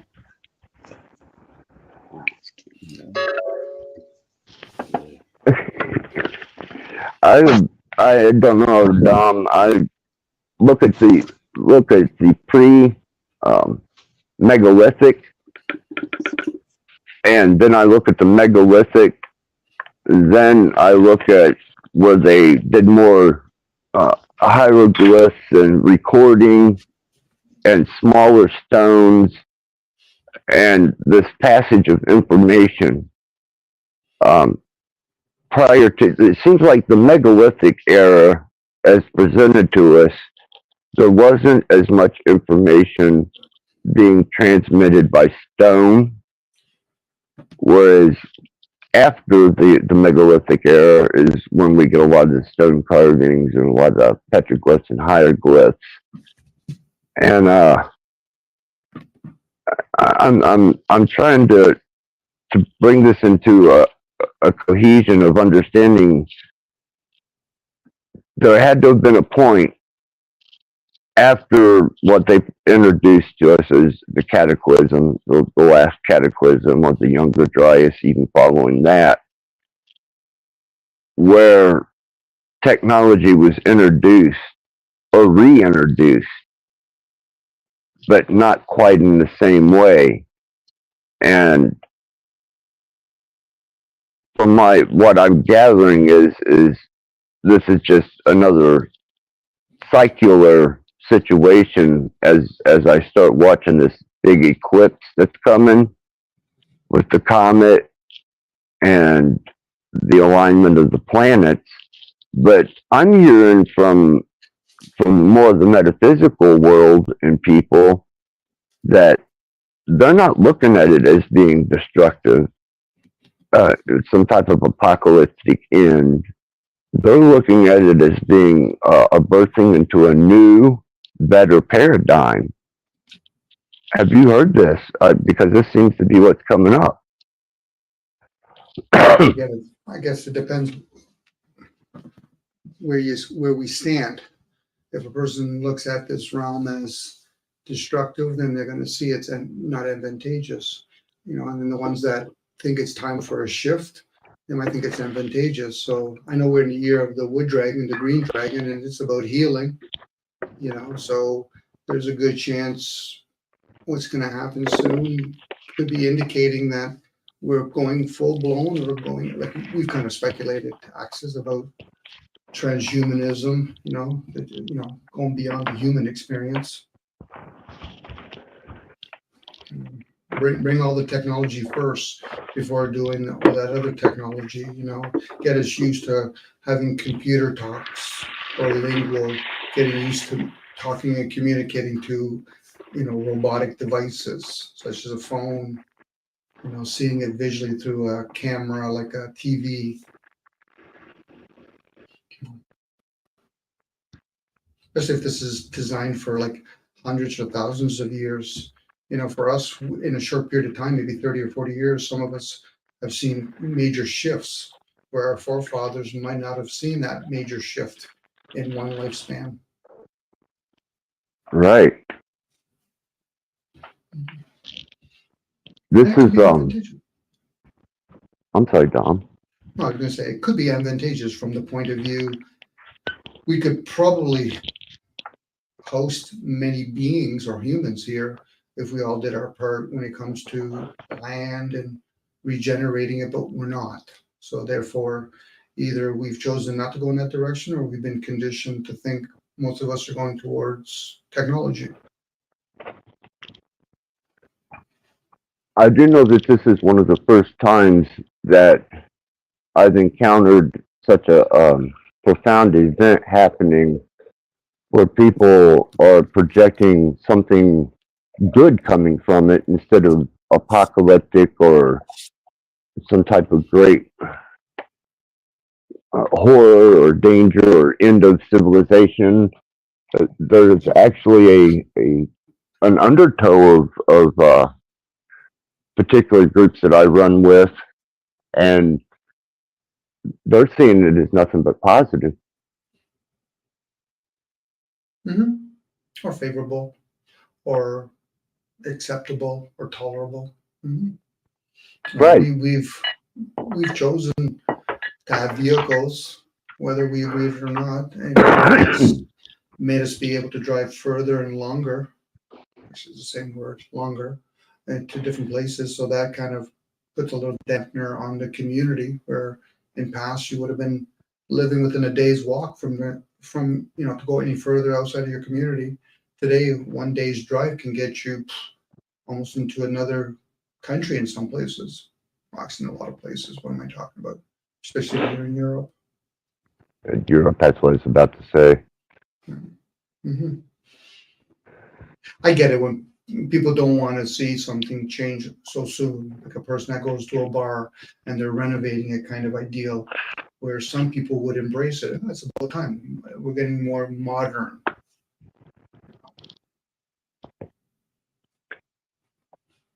As for me, I know it was very refreshing hearing a more positive outlook on what are to be prophetic signs than to continue hearing that impending, especially from the Christians. And I hate picking on them, but they put themselves out there. Everything is pointing to the rapture every 10 years, every 20 years. It's the end. It's the end. Well, for my community and people that I share wisdom with and information, they seem to be almost in celebration and enjoy of this coming thing, April 8th.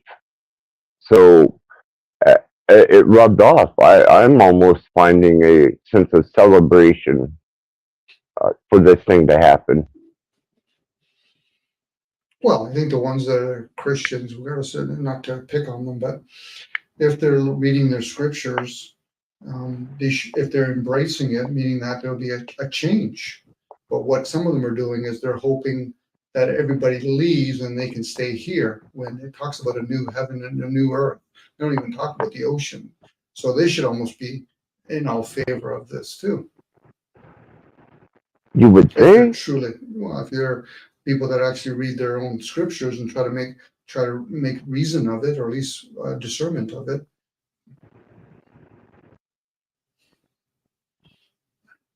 At that point, they're not true Christians. They're Christians in words only. It's like a Jew. Most of them are just, Jews only. If they really understood what a Jew was or wasn't, they'd realize, am I from the tribe of Israel? Probably not. But you are Jewish, whatever that means to them. Yeah. Dom, I'm having a hard time even with identifying people who consider themselves a part of a group and taking that with any type of I take it with seriousness because they're serious about it. But I just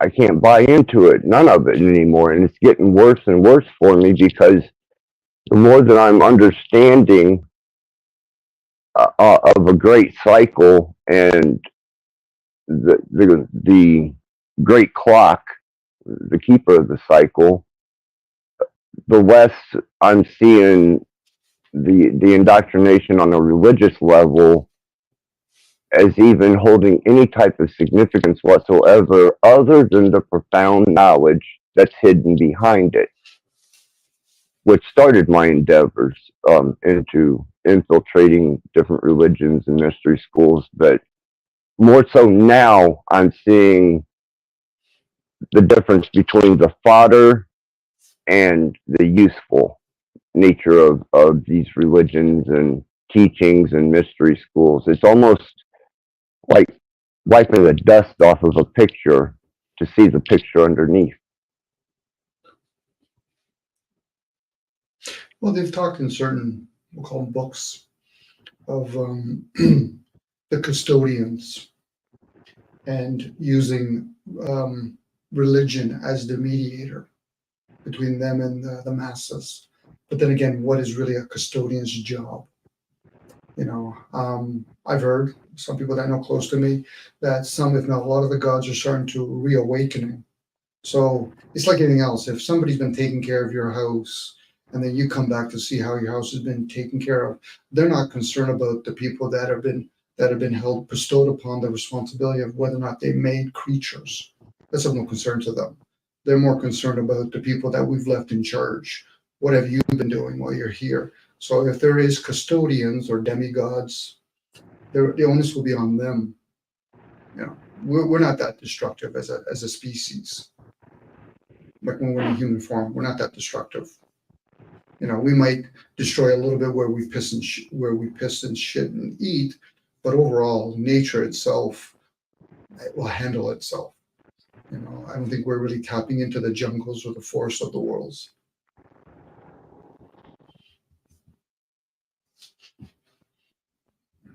Again, that's more self-absorbed people thinking that, oh, God should be concerned about me. But okay, what about the animals? What about the plant kingdom? Should they be concerned about that too? Or what happened? Let's spin a possibility that maybe the gods don't even give a shit about us, and we're just in the way.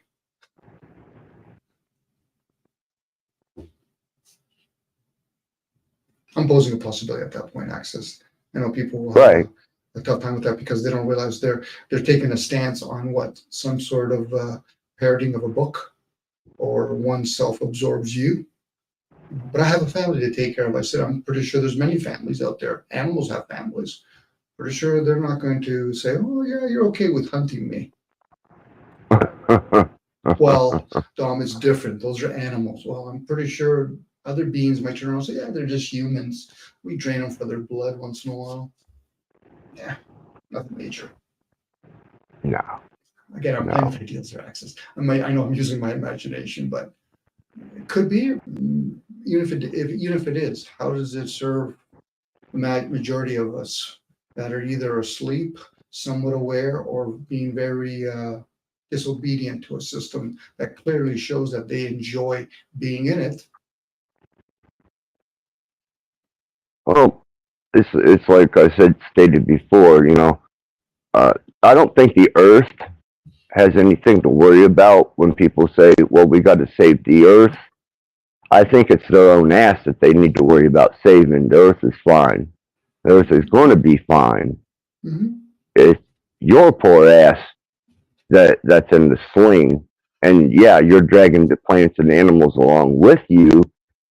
But even I think their recovery rate from any situation that we bestow upon them outside of nuclear war, they're going to be fine. You know, it's man that needs to watch his ass, not the world. Mm-hmm. Here's a crazy thought. How about we care about for future generations? Oh, You know, dare you say?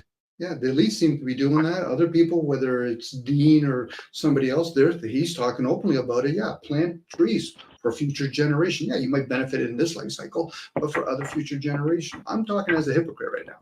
So it's not as though I'm like, okay, maybe my information I'm sharing, but if everybody was doing their part, would we need people that blah blah blah? Probably not. So at this point, most people are thinking, yeah, but we want it to change now or yesterday, opposed to, yeah, but a lot of the systems that were planned from who knows how many decades, it's coming to fruition, both energetically and even material. So even what's going on April 8th, there's a lot of things that are probably uniting as we speak now, and we'll see it as a bleep on April 8th, and it will continue afterwards, whatever is being affected at that particular moment. You know, Gene calls it for what it is, plant a tree. Plant some seeds, plant some trees for future generations. It's nice to plant cosmetic trees, but not all trees I think have a use. So even that's an error by me saying they're cosmetic. So that a fruit tree, or maybe in one lifespan you might be able to see some of its fruits, but it's future generations. When you hear a lot of people in the community, they're talking about what they want now. They're not talking about how can we assist, especially when someone say, well, I have kids. Okay, so teach your kids, absorb the information, teach your kids, and hopefully there'll be more of them later on, opposed to the few that we are now. I'm not saying I can't put myself in that fucking game.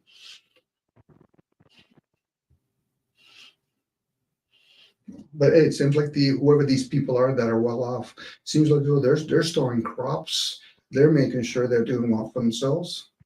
Now, should they be considering the rest of us? You would hope so, but majority of the people, they're not even concerned about what the bigger picture is, let alone other aspects of it. They're just concerned about where I piss, it should be nice and clean. Okay.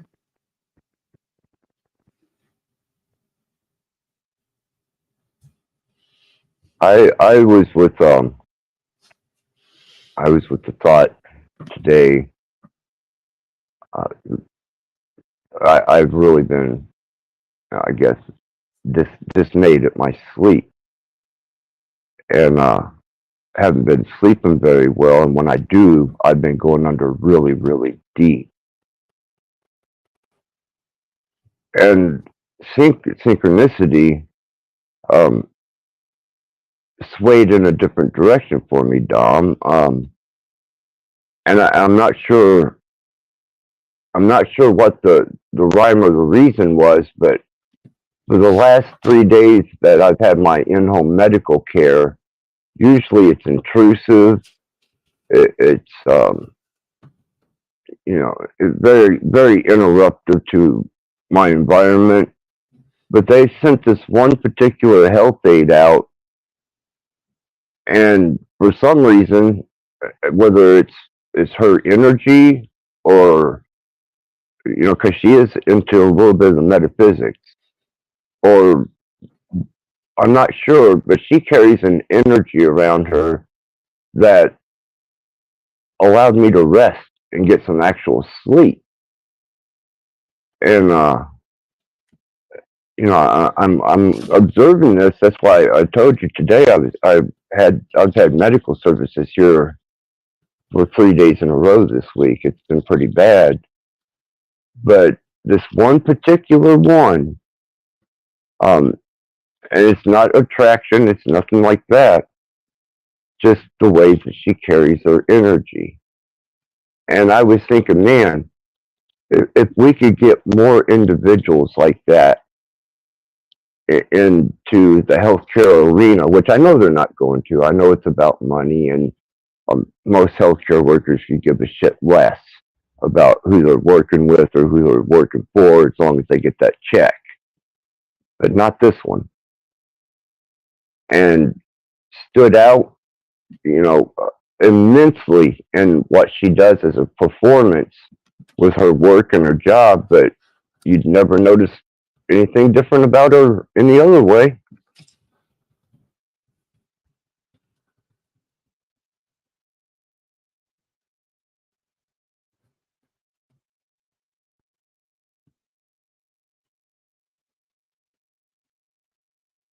Could it be a shift in the environment? Sorry.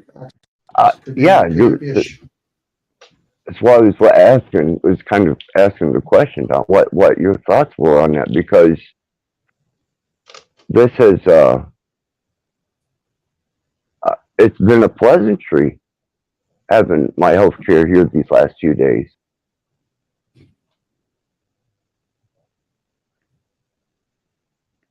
Sounds to me like she's gets on with her job, and she doesn't try to interfere with any of your life, you know.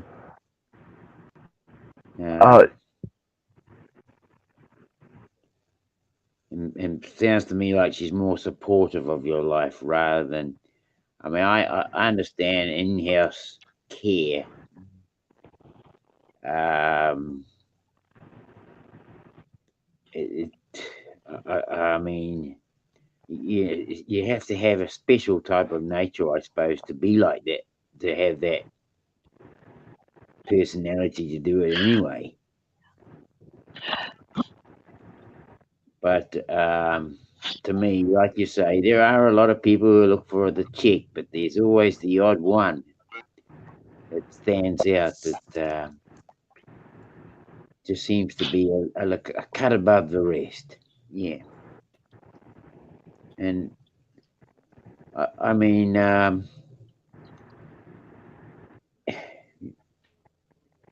it's probably like what I was saying before about the difference between being a well-adjusted person compared to somebody who's maladjusted.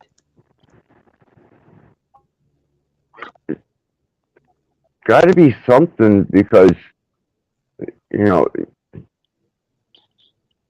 I can feel the difference. We got Leslie back, but I'm not sure that her audio is up. Got some weird things going on. Mike, Still weird I things never going tried on. this phone.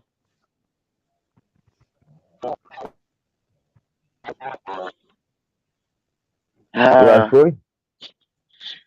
Can you at least hear me? Can you hear me? Yep. Yeah. I can hear you. Hi, Leslie. Can you hear me? Okay. Yeah, there's a lot of bizarre side Hello? effects going. Hello? Who's this? This Hello? is hello? Hello? Oh, geez, I can hear you fine. Anybody hear me? Can hear you a little bit, but you're bogging a fair bit. Very bad audio. All right. I'll be back.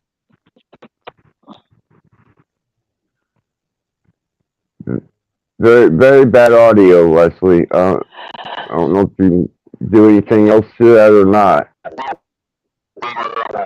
But there's all kinds of bizarre sound effects going on. Yeah. Mars landing technology. Must be Elon. You got Elon there? I'll be back.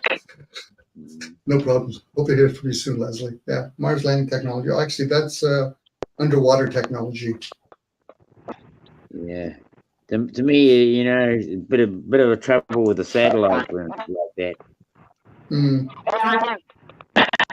Yeah, I'm gonna have to put her back until she gets that figured out. Anyway, I'm going to drop out now and just go back to the chat. Well, Dean, it's as usual. It's a pleasure to have you up here. It's a pleasure to share a platform with you, whether it be on panel or in chat. Thank you very much for popping up, Dean. You're always welcome. Thank you for being here so that we can share. And I was listening to Dom. It was a bit quiet, but yeah, I was hearing it, and yeah, great conversation. What 8th of April, interesting time. Uh, eclipses. I mean, they happen at different times of the, different times. And I think there's one in 2027 that New Zealand's going to see in July of 2027. Okay. Yeah. But yeah, I've been doing a little bit of looking into the old eclipse and see if we can get anything more out of it. I just from listening or reading the article on the loony moon, there are influences going on, and there are certain things that are capable of influencing the electromagnetic field, including ours being manipulated or affected. I don't say manipulated but lightly, because some people feel that they're targeted by something in this realm. So we can all feel energies around us, and um, you know, if life isn't in a good place, often the energies we feel usually come from, like, what maybe some call the darker side of things. But there's a bit more internal stuff going on than we should be looking at, rather than uh, placing it in an external place.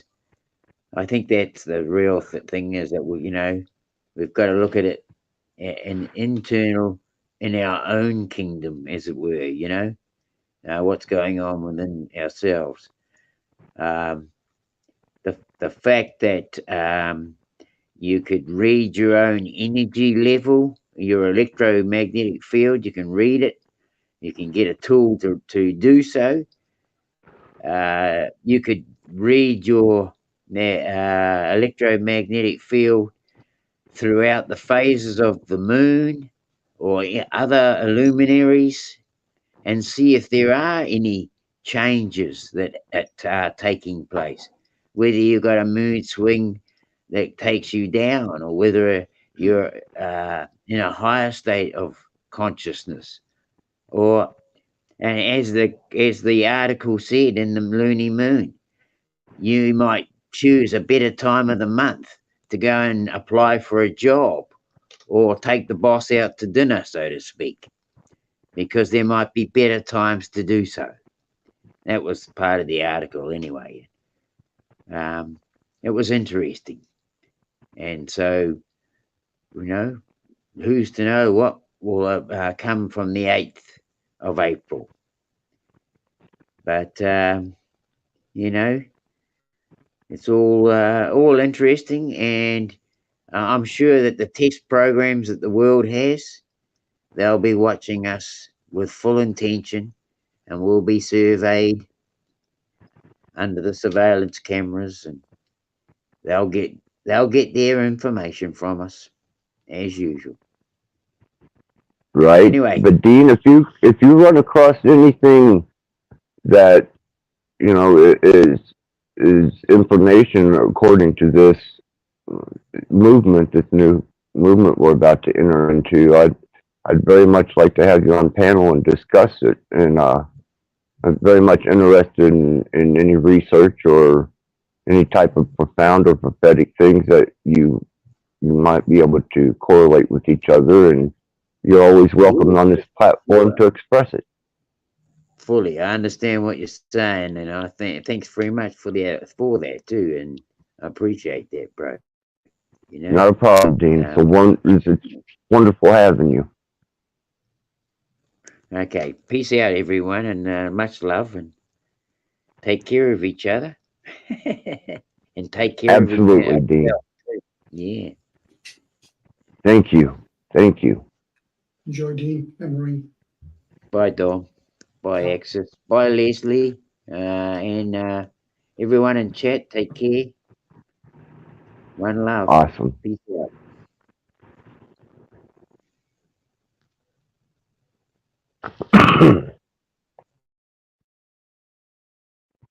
Yeah, Dom, it seems like there's almost a positive energy present, and instead of this being a negative uh, kind of that impending doom feeling, I'm not feeling that from this. I could be completely wrong, but as for me, it seems that things around me are finding a comfortable balance. Well, there probably is a shift of energy of some sort. Whether it's positive, I would lean personally, maybe it's more in the unknown part, so I would call it negative. Like I know I've been tired quite a bit lately. There could be personal attacks on certain people based on what energy that they are bestowed upon. But I get it. We see it in the physical. So, if somebody feels good, it's usually that's in the unknown, but it manifests itself and they're able to breathe better, walk more, enjoy things a little bit more. But then that gives the possibility then where were they prior, where they're already out of a line. So usually, more times not, most of us are going to detect what they think is what they call positive first in the physical. But I think there's a lot of things happening in the unknown part. Oh, yeah, definitely. I know what you're saying, Axel. I know we get used to saying words, and those words can be interchanged. But when somebody hears the word positive or negative, they quickly have a category of, I don't like that. I said, well, then how would you use negative in a battery? Well, that's different. I said, well, then we have to keep our apples with our apples and our oranges with our oranges. How would I distinguish, telling somebody your negative lead on your car is not working correctly? Oh, that's bad. I said, the negative lead is bad, or is this not working correctly? So that's the same with the energy that we have. We might have had too much of an abundance of positive energy, too much karma, too much the physical, and not enough of the thing that's fueling the positive energy. Right. Again, play on words, but it all depends on, it's like when you put 1 before 2. If you're looking for the answer of 21, you're not going to be happy with the number 12. So it's the same thing with the energies. Got to know its energy. Is one pulling the other or fueling the other in this particular case? True. Because you play with both polarities. So in playing both, you're probably closer than most people to understand or appreciate balance. That moment of the sine wave, when you have that moment of balance, and then you have to dip again and go back up. Some people might be able to make those dips more lesser, such a big dip, and vice versa.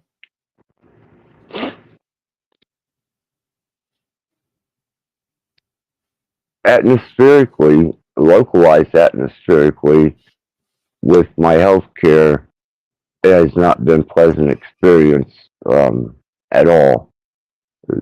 Generally, in the healthcare department, they come in and they're used to dealing with. Actually, I don't think that they have work and and directive in their vocabulary. They come in, they play on their phones. They try to avoid doing, as little as possible, or they don't try to avoid doing as little. They do as little as possible, and that's what I had kind of come to dealing with, and I've had to let a couple companies go, and I had, I wasn't expecting it to ever be a pleasant situation with in-home care, but all it took was one individual doing their job, being supportive, and applying themselves, and it made a world of difference.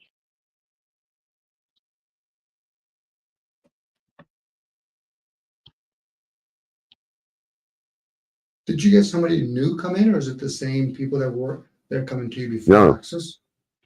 new, Same. That could be a new. shift, even it could be a shift in their life too. With the if energy you're more aware of, or you're aware of it, there's a good chance in these other people that are tending to you or assisting you, their energy has shifted.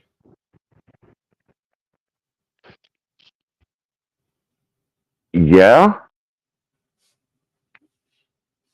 I know the first ones I sent from this company were just like any other company.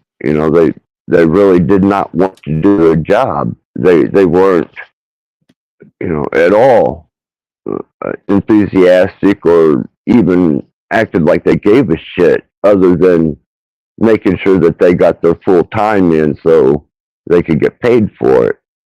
Mm-hmm. But True. this one, this one's a different. And I requested that I be able to keep this one. And all it took was one. All it took was one. Again, the energy that we might have around us or within us could be more of service. I'm playing with ideals here, so other energies might be perceived as combative, self-serving, and these ones here might literally be of service and nurturing, of service, healing. A lot of times when we start looking beyond just ourselves, we realize, oh, the healing is for everyone or for nature. It's not just about me. That's where people usually live in a glass bubble. It's always about me. It's the world's coming to in a kind of handbasket because it's affecting me, or I don't like what the police treat me. It's always about them. Never stop and realize, but don't you think they have a job to do? And I guess some people forget in that particular field, the emphasis should always be of service. It loses its momentum when people only make it about, oh, I just do it because I have nothing else better to do. I do it because I want to earn a lot of money. Then they forget what it should really be about is be of service, whether you're a service to humanity, service to nature, service to whatever, to the unknown if they want to get technical. I agree. That's You're right. challenging. It's challenging because what we do is it's rewarded, not as though we're rewarding them, but it's rewarded for people that make it always about them. And then people complain about it when they find out that, oh, they've done something corrupt, these psychopaths, sociopath. But yet they'll gladly work for them and live next door to them. Not to say that they shouldn't, not be completely thrown under the bus, but, I'm pretty sure everybody has their Achilles heel in some way. To somebody to be in those particular fields that cater to that kind of behavior or emotions or lack of it in that case. It's easy to throw, live in a bubble, but throw rocks at other people's little glass bubbles. That's always a That fun is true. Yeah, I didn't realize we were trying to entertain each other while we're doing it. And then they get the Christians, they like to accuse other people, but yet doesn't the scripture say something about whoever's not committed a sin cast the first stone kind of ideal? Right.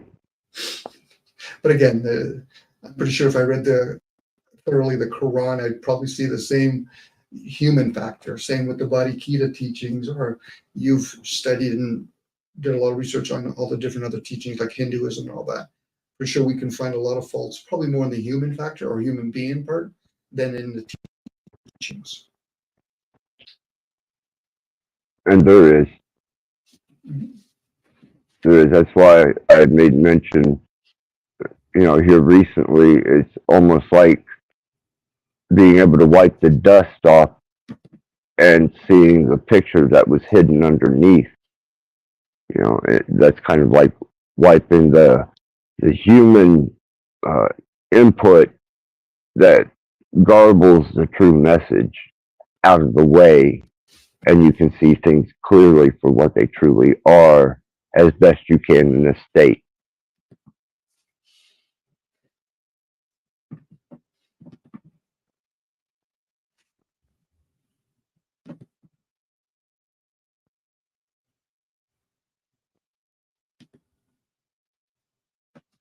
Sorry, Axis, I was just reading what Maureen, I think it's Maureen, was writing about the Looney Moon.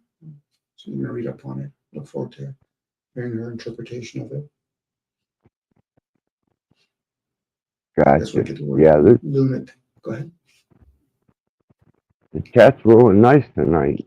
Definitely rolling nice. Appreciate everybody. Oh, yeah, I have to present something, and if at any moment when I'm sharing, if it sounds like I'm saying something on your channel that you think might be harmful, just give me a quick, and I'll shut it down. Recently, I heard on a panel, certain people talking when other people on the other end of it was in the presence of the police. Okay. And from what I remember, when a police officer pulls over anybody, whether it's suspicious or confirmation, I think they say a statement such as, "You have the right to remain silent. If you choose not to, it could be held against you in court." I'm Right. wondering how much that applies to when somebody's trying to communicate with another person when they're online, while they're trying to talk to the police. How much will that be affected if that person has to go to court, all the other people that were online witnessing it and talking? Interesting you should say that. Mm, Um, I'll give you a practical, hands-on, up-to-date bit of information I have on that. Now, I've been roaming around these YouTube yards, and since we'll take it from the time that my son was picked up, and the situation that transpired with that, to present moment. Not only was my social media, my mom's social media, her adopted son's social media, and my daughter's social media, but my son being able to text with chirp from inside his social media, all recorded and monitored. And all the interaction that took place with various parties boldly stepping up and making tyrannical asses of themselves, or information that they voluntarily spit out of their mouths, was documented and recorded. And that comes from the lawyer, mm. which was interesting to me. Yeah, because like I said, a lot of cases, I can say most cases, are usually try to settle it outside of court. So when they say they can be used against you in court, this is where some people have to realize the system is set up that you try to avoid being in there. Now, I get it. Some people, especially in America and Canada, they hear terms like, "But we have rights." I said, "Yes, you do. But once you drive things or you use a certain technology, your rights do not extend there.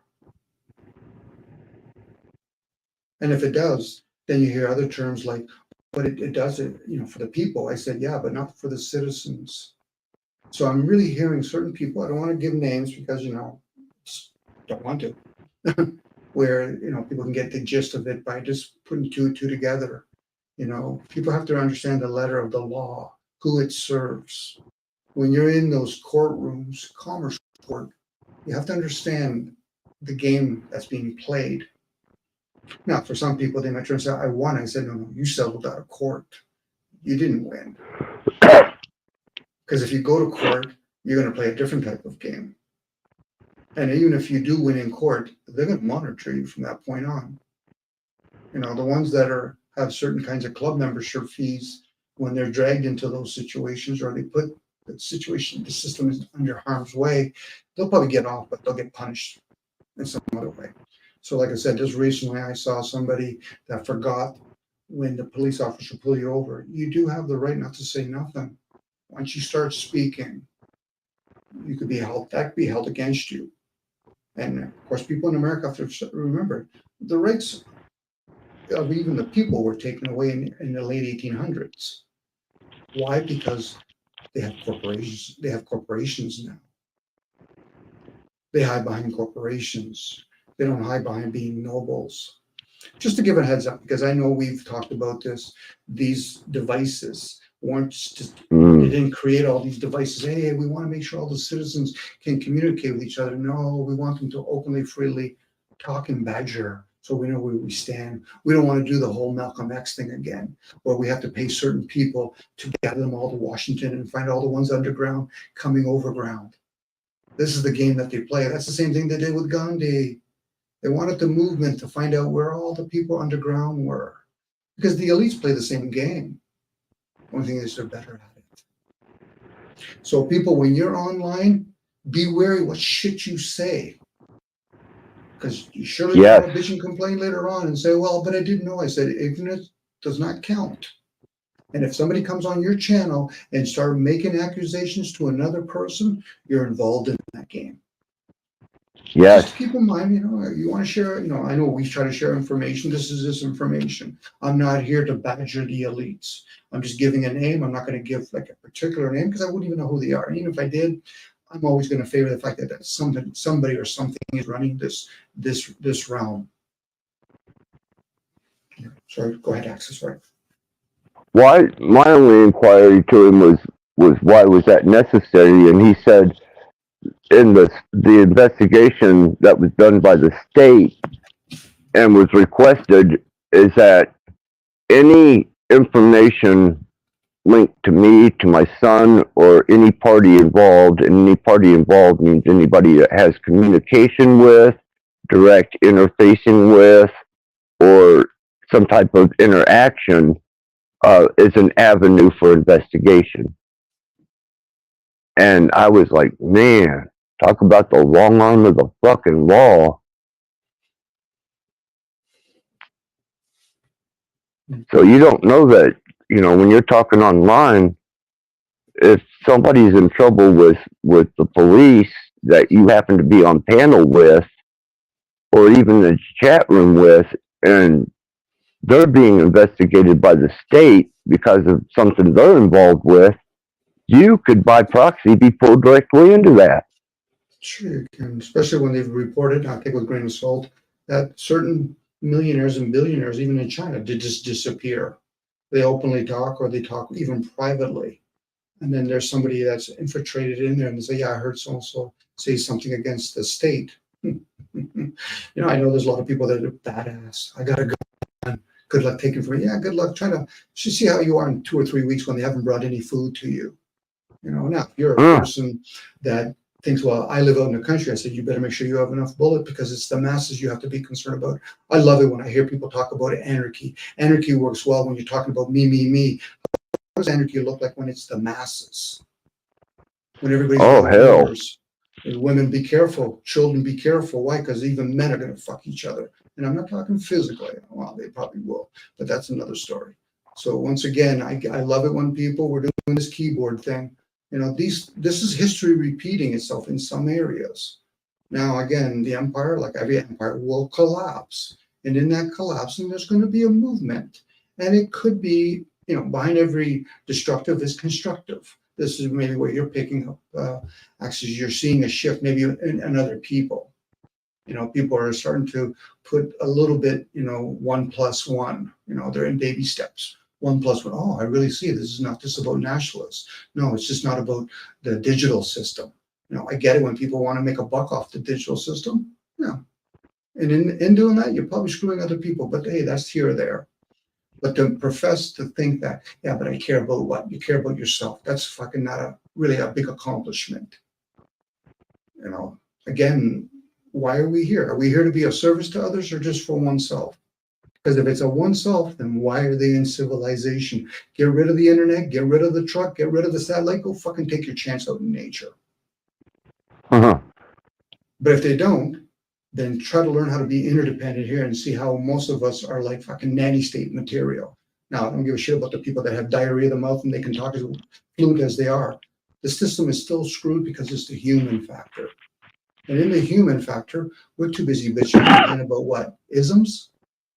You know, I kind of said it very plainly. You give me the ability to print money and give me a military, I'll make any ism work. For how long? That's the question.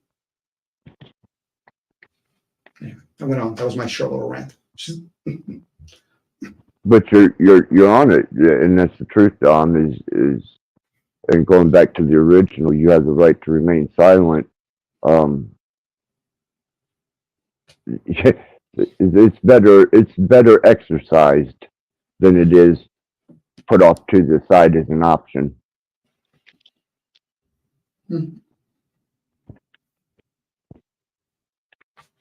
Like I appreciate, the people that are sharing things, whether it's, some people might call it demonic, esoteric stuff. I said, it could be.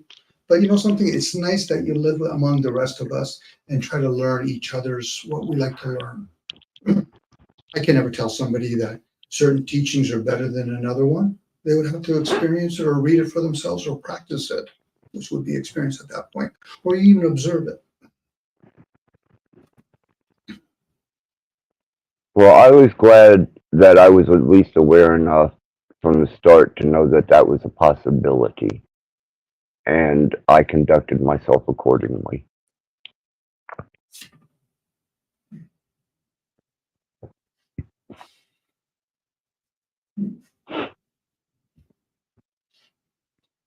But I figured they would also take, recognition of me to try and determine whether, there was a genetic or a maybe even in the rearing aspect of my son or some type of association with me that would have caused my son to do something, which they found out later, no, but at least I was aware enough to go, okay, like father, like son, apple don't fall far from the tree, this, that, and another parable that you can put to it. But that's their thinking.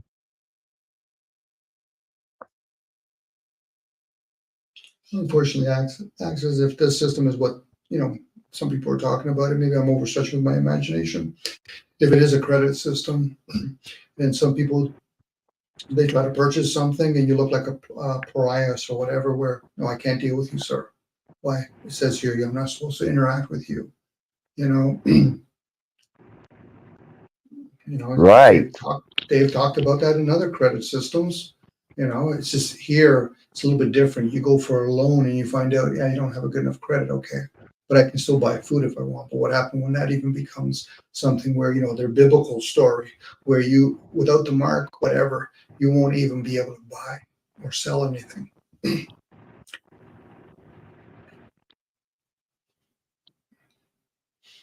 It would be far-fetched if this was maybe 30 years ago, but because we all walk around with all different types of technology, our cars have it, our computers have it, we walk around, we put Google stuff inside, we can talk with it.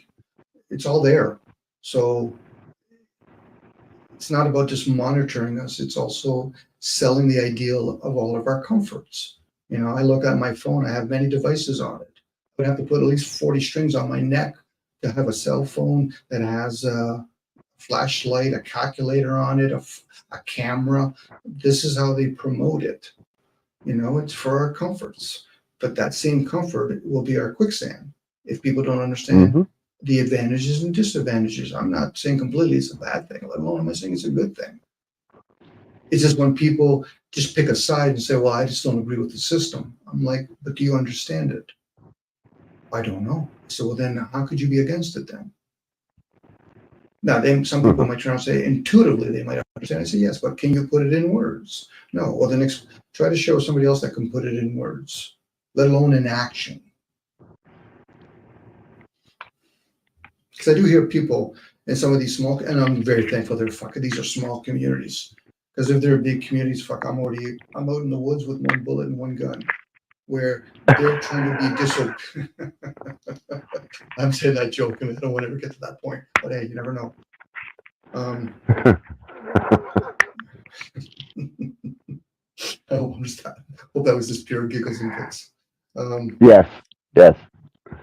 But again, there's people that are showing a lot of disobedience to the system without understanding it. Either A, they're an agent knowingly or unknowingly, and their egos are so out of check, and they figure that for some reason that, let's say they talk to me and you and they start barking. I said, but I'm insignificant in the equation.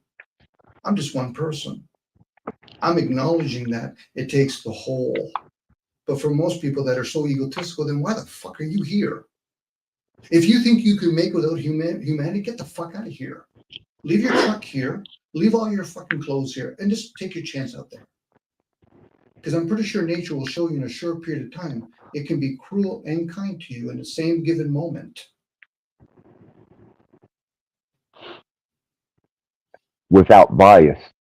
Thank you, Axis. Yes. You know, I'm sorry, Hurricane, that you were hurting my feelings. Yeah, whatever. I'm overstretching at Axis. So again, I've overextended my rant. Yeah, but still, it's the point taken and point well received. Mm-hmm.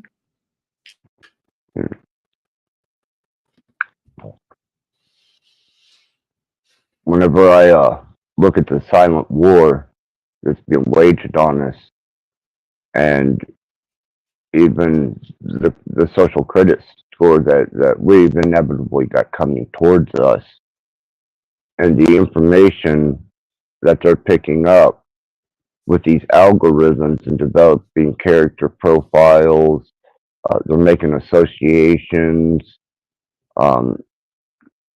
they're mapping everything out.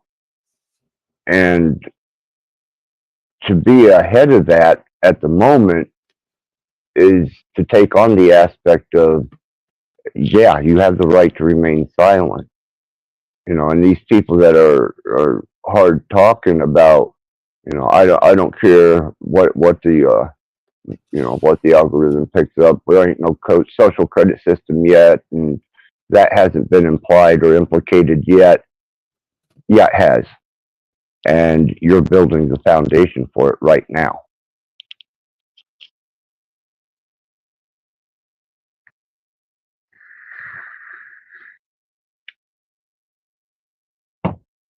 I'm sure that all the metadata. I'm sorry, Dom. Go ahead.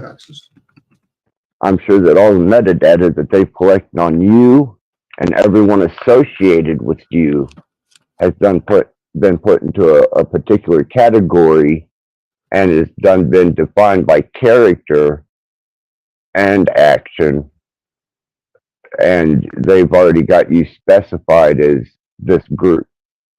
Just because they're building that particular database. So what you're doing now is contributing to your future credit score without you being aware of it.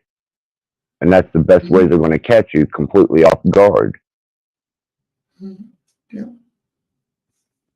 True. You know, so flex your muscles, say what you got to say, you know, be the baddest motherfucker you can be, because somebody's taking notes and it isn't me. Well, if people are honest with themselves, you know, if they are trying to fight the system with no regards to all its part, then be that. And no different if you are going to fight the system and you're going to be kind of concerned about the people that are involved in it, be that. You know, but don't expect other people to join your cause. You know, because if you're honest with yourself, you're going to have to take up your own cross. Yes. You know, it's nice when other people pick up their own cross. You know, it's unfortunately a lot of times, most of us, can't say for myself, but hey, it could be, where most people will take up guns because somebody's paying them enough. or they don't want to be excluded, look like the weird one in the group. It's easy to sell out. As much as people want to sound like some badass, I said, no, you don't understand it. A knife around your child's throat will make me find out whether or not you fucking give a shit. I'm not saying I would do that, but if they're training for that, sure they are. Don't hurt him. That's nobody. Just snip off a finger, let him fucking bleed out for a bit. But let's get his wife and his kids. Let's see where he stands. And most guys, if they truly did give a shit, now the wife might turn around and say, honey, you never even gave a shit to me before. That's the fun part. Yeah, you've been with a man that didn't ever give a shit about you. He was only concerned about himself. The way he talked should have gave it away. I get it when people talk about their egos. Yeah, let's use a cliche word for it, edging God out. But yet they talk on behalf of God, which is fine. Yeah. It could be. And then my question would be, what type of God is he? I'm not here to tell God is for or against evil or good, but people like to have God in their back pocket, just in case. I mean, I'm an atheist, but just in case. I'm a Christian, but just in case, I might go to Mecca, or maybe I'll go to the crying wall for a bit, the wailing wall. Okay. Yeah, when all else fails. Sorry, Doc. Sorry. No, go ahead, Alexis. When all else fails, pull out the God card. Mm-hmm. It's usually a piece of paper, by the way, for most people. I have faith in this coinage. Oh, okay. So, okay. Well, yeah, but I don't value the fiat currency anymore. So what, you think digital is no any different than fiat currency? It's the same ideal. You have to manipulate most of us to put value to it.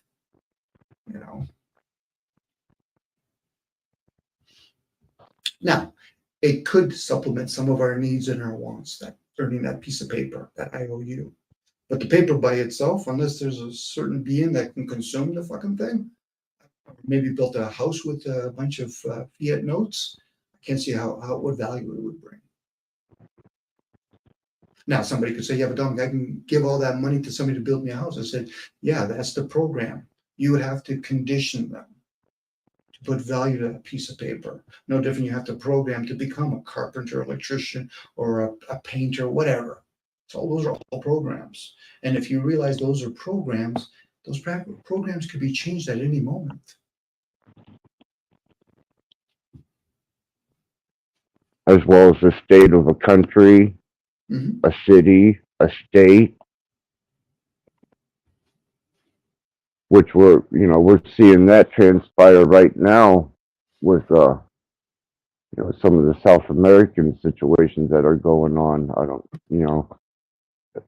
all the way to Italy, to what the borders, that state of affairs, maybe 5 years ago wasn't even something that was even to the forefront or even in the rear of the mind. You just wasn't anything that held any conceivable ground. But the minute it became a situation, then everybody had an opinion on it or a stance to take on it. And some involve themselves in it, some disassociated from it, and no shortage of opinions. But that's still, even that minuscule opinion you may have voiced towards a certain regime, a certain party, or a certain religious state. Well, now you're directly tied to them beyond just your opinion. Just because you spoke, you are now associated with them, and you're going to wind up in the same category, group, and filing as them, whether you like it or not. Well, even with the opinions actions, it is fewer in numbers and it's going to deaf ear, because the action that most people are doing is they're driving their cars, going to their offices, going to one of their professions or careers. Those actions are are speaking quite loud. But how does that serve the masses? It doesn't. You know, some people in one part of the world could be making 6 figures, another part, maybe 3 figures. You know, so I get the part where you're talking about opinions, but the opinions that are being spoken on medias are just to condition people. They're not actually getting people to think, let alone applying action to things that are true value. Not to say obviously there is people that are still farming. There is people that are still being hunters, but is it enough? You know, having a small amount that could be maybe millions, maybe even more, maybe 100 million. Is that enough to justify the billions that are here? You know, the fact that we have corporations, whether or not, you know, people may complain about big corporations like McDonald's and Subway Sub and grocery stores. I said they can only stay alive if the masses are buying from them. Yeah. You know, so the accountability is us. The responsibility is us. If we're going to blame anybody, it's us. Blaming an institution called the police when we realize when you melt it down, it's us. Government, it's us. It's always us. You know, to point the finger, what we're going to looking for that one sacrificing lamb, it's still us. Now, some people, if they're honest with themselves, I can't do nothing about it. I said, I wish you were doing fuck all, standing still like a fucking statue, but you are doing something. You're going to get up tomorrow morning. You're going to work for a fucking job that you haven't truly investigated. You're going to go earning money, whether it's on the stocks and not truly investigated. Now, what would people do if they found out that most of their corporations that they work for are interconnected with people that value transhumanism or being a tranny or pedophilia? Would they give up their jobs? Would they give up all the advantages? No, they wouldn't. So who's really truly full of shit? Most. They're just unaware of it yet. And that's fine. But if you're going to open your mouth, be aware. Either you have to be honest that you're full of shit, or you just don't say nothing. Now, people might not say, they might say, well, I don't speak. I say, but you surely fucking type. It's the same shit. Yeah. Now, if a person's consistent, you said, oh, I'm a piece of shit. I'm a thief. I'm consistent. The way I talk, the way I act, the way I type. Okay. At least you're not a hypocrite. It's the other ones. You know, I give a shit about people. Really. You know, I love it when people say to me, Dom, but I don't care. So you got offended by words, didn't you? Didn't you do name calling? That means that you fucking care. Caring's not always about pleasantries. It's about how you get triggered, both positive and negative. A person that's indifferent wouldn't respond. You said, man, I don't care for shit, Dom. You want to call me names? Yeah, go right ahead. It's the one that gets triggered. They're showing that they're lying to themselves. You do care. An enemy, if I truly had an enemy, he would have to care about me, to know what my weaknesses and my strengths are. Same with a friend. It's the one that's usually indifference. At least I'm happy when people get angry. Why? Because at least they have still an emotion that they're expressing. Yeah. Now, I don't favor people doing the name calling because I understand psychology. I'm like, so where have you been damaged? I can say that about myself. And that's who it should serve, me. It benefits me. Then I'll be that example. If somebody else feels as though I should be an example. You know, what happened if all of a sudden there's a couple people among all these communities and they're billionaires? They just don't go around telling people that they're billionaires. If people really want to understand how to become a billionaire, opposed to what you can do with the fucking money. That's why some people come to these communities. They're not concerned about the well-being of each other. They just want to know, well, how does it make me feel? Oh, I like entertainment. Well, now you understand a man or a woman. When they buy something or a man looks at a woman, he doesn't see her. He sees how he feels about her. But yet he'll say shit like, well, I'm not in my feelers. You're always in your fucking feelers. The only difference is, are you developed or not?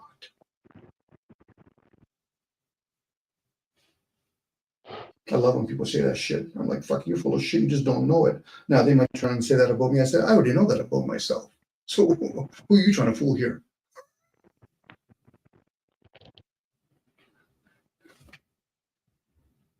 On that stand, you know, I find it in better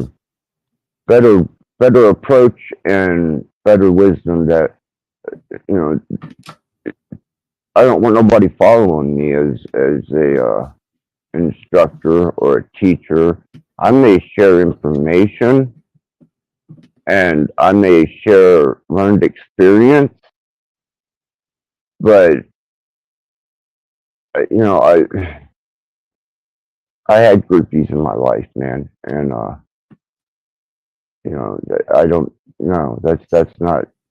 That's when you lose the message completely, and yourself.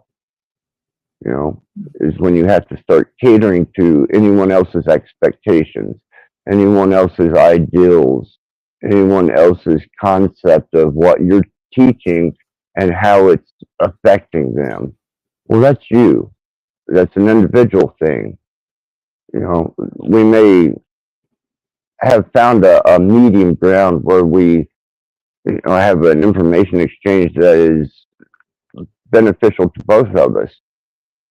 But seeking out that guru thing, or even a following in such a way, is best left for bands, entertainers, and where that stuff is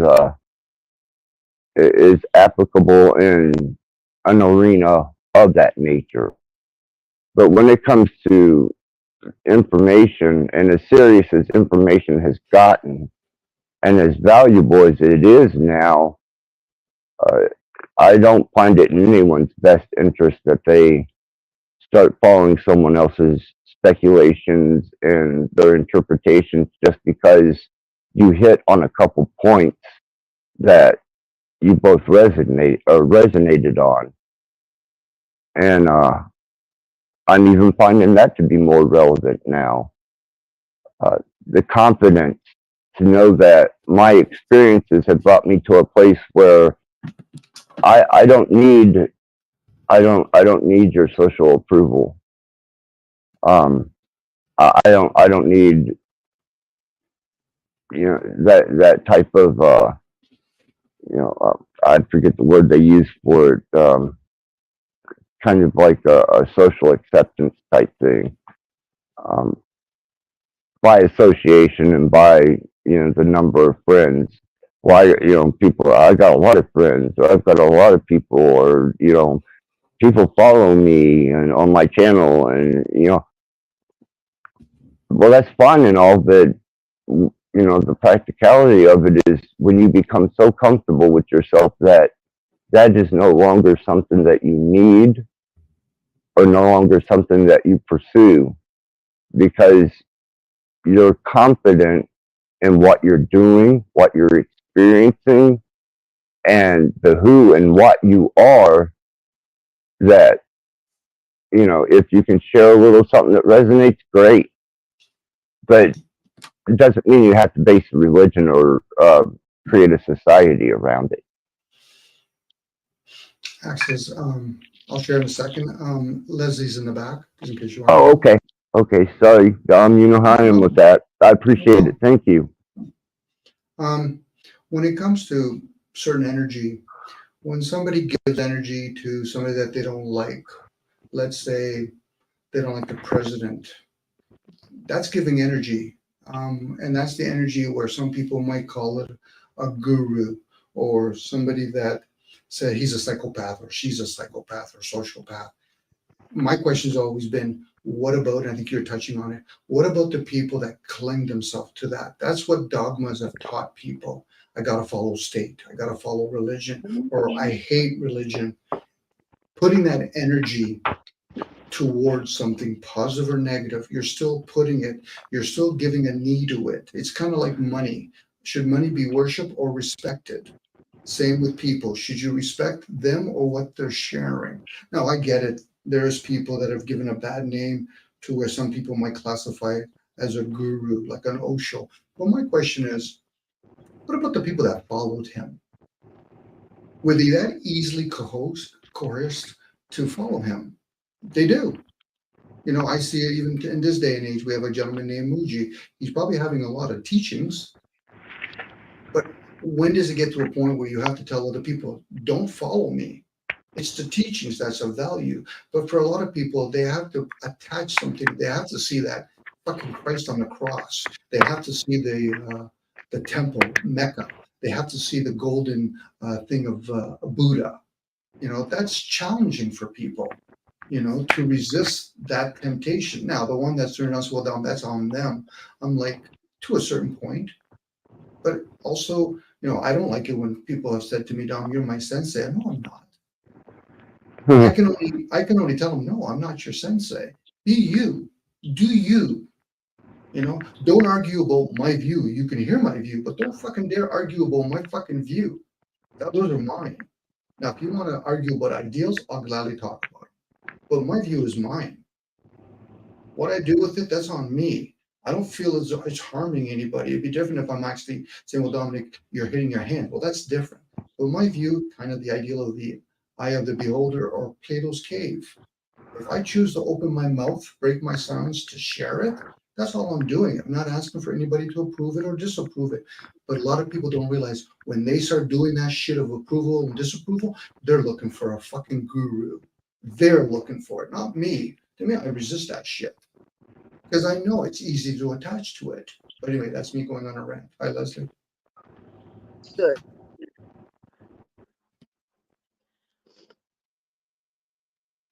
Try again, Leslie. Let's hear you. See if you got volume or whether you got audio. Test. Okay. That was a good one right there. Try it again. Okay. All I'm back. right. Okay. I hated doing that to you, but your phone was just not cooperating with the system at all. I wasn't aware that you did anything. I was trying my other phone, and it just obviously doesn't work, even with updating Chrome. Smartphones, I call BS. Right? Although Right? I don't newest. Hey, Tom. Hi, Leslie. Yeah. The thing that I say is everybody has it within them uh, to find their way back to their origin self. It's not nothing that, like, not trying to, like you said, be a guru or a leader in that or anything, because you get it from yourself, not else. I just share what I did to get to where I'm at, you know. I'm about to step out of this place.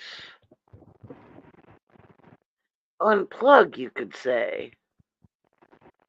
Because the only thing that's within this deception light matrix is redirected consciousness in a amnesia state of awareness. And I broke that amnesia for the most part, for as much as you can do while still hooked in, so that I can make it to reconstitute myself in whole form and awareness and consciousness state back to 100%.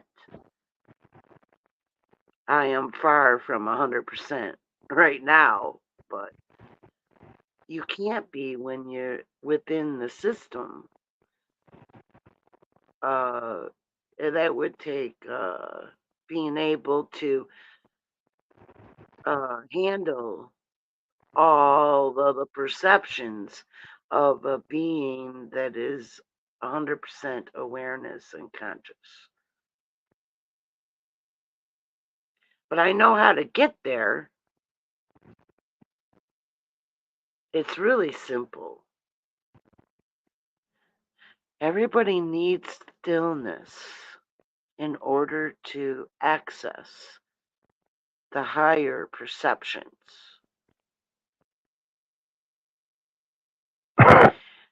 The mind is not ours. That's a part of the matrix control system. Uh, Beings don't have a mind. You don't need that machine. It's hooked up to everybody. And when you release that control that has over you, then you can access your higher perceptions. Before that time, you're part of the system because it's just a bunch of programming, and you will not get out of amnesia if you do not detach. And that's really easy to do. It's a pain in the butt, but it's easy to be done.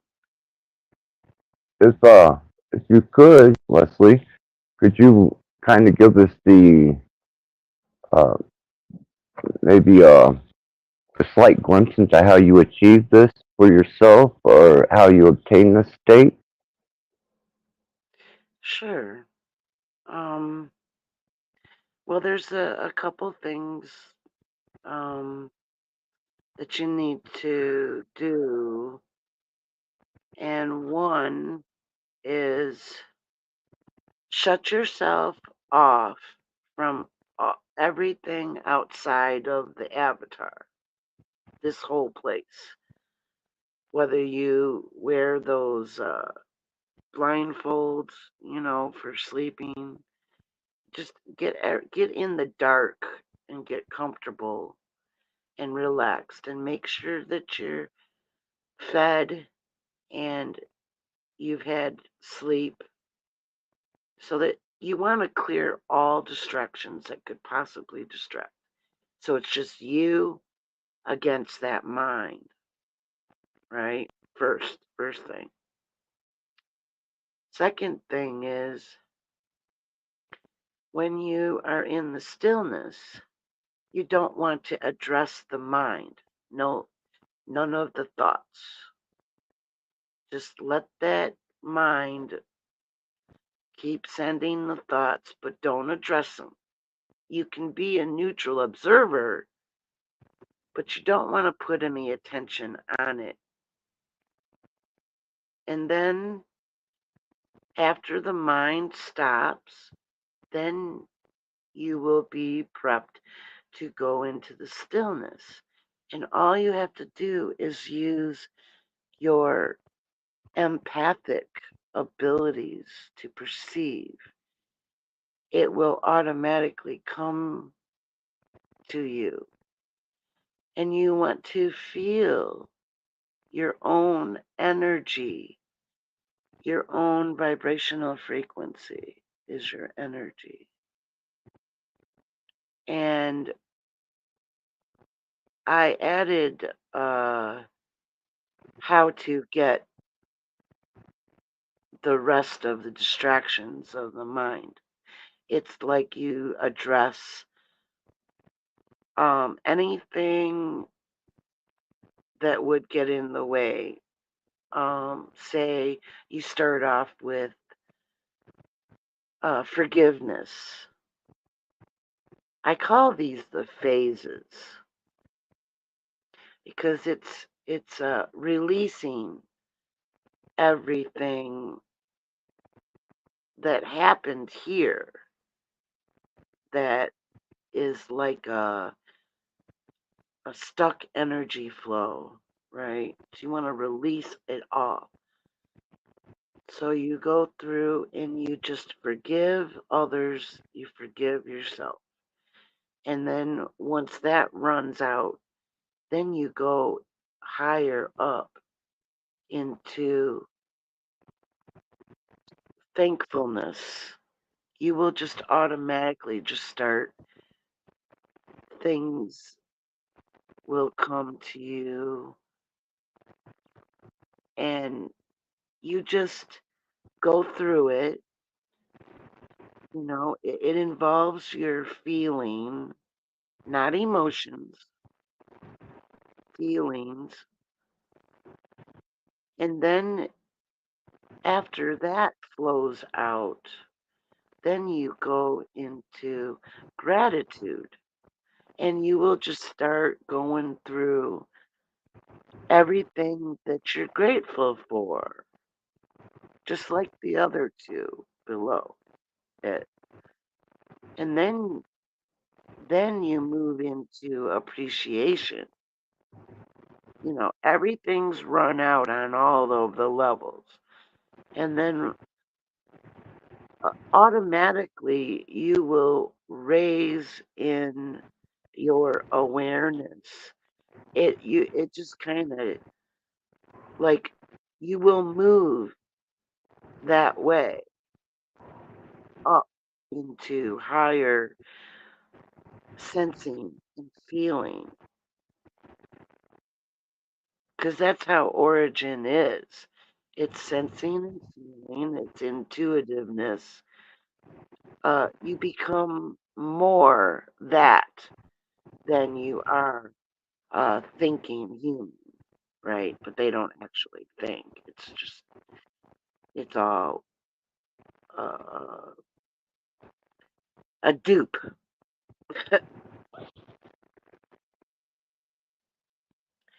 And then when you realize yourself, your true self, you will feel as love itself. And you can't really describe it so much as it's like not really relatable in a human state, right? And then you meet the rest of you because you are aligning with the higher field. You are aligning with your origin state. I am I am not a singularity as a being nor consciousness. Um, I am many beings, uh, not just one.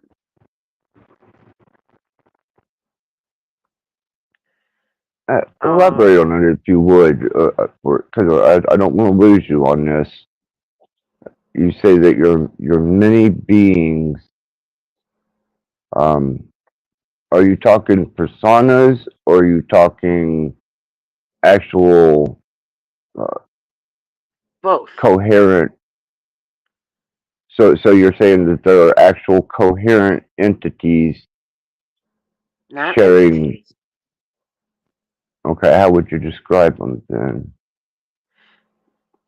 Like, I'm a being with Mm-hmm. this persona, but there is a basic persona for the group. Every variation of that basic persona of both male and female are in the grouping.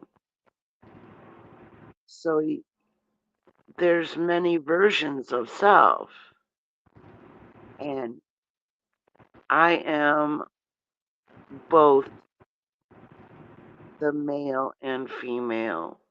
But I am this being that's here talking to you is female, feminine. But Okay. that doesn't stop it doesn't end where I exist. I exist in all of the versions as consciousness.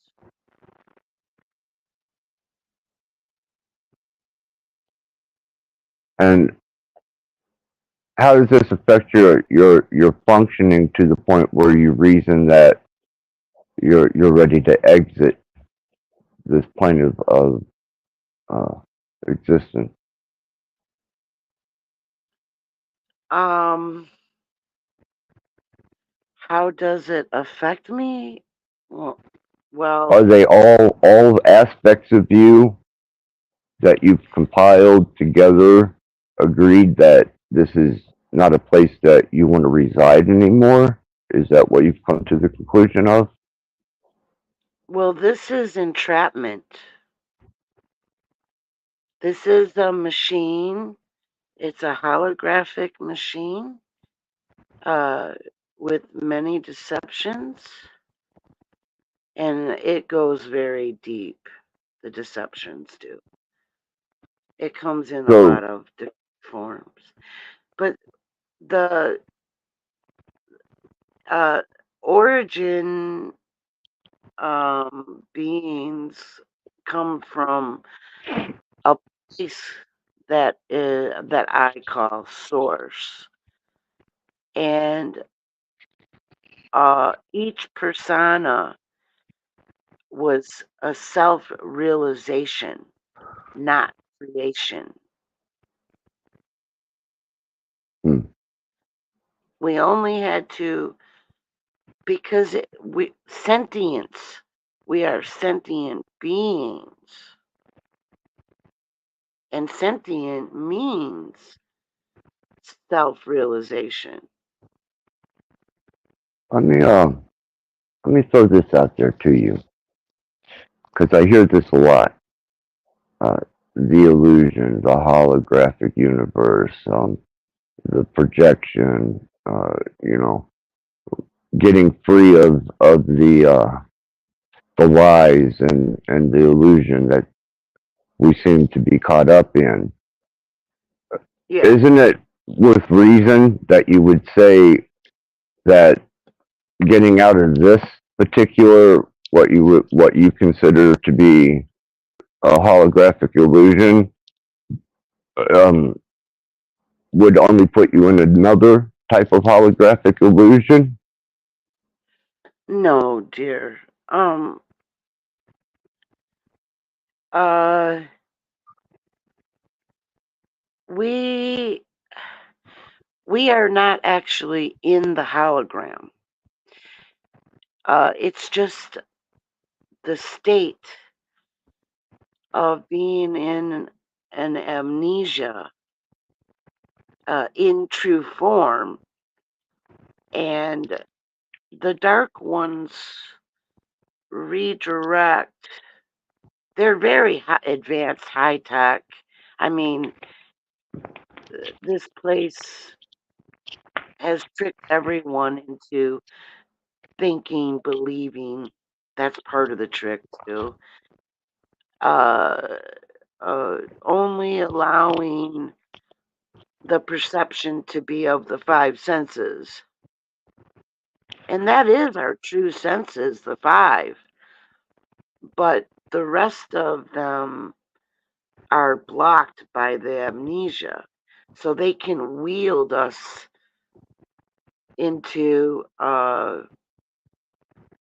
soul degradation, which is what this place is for. And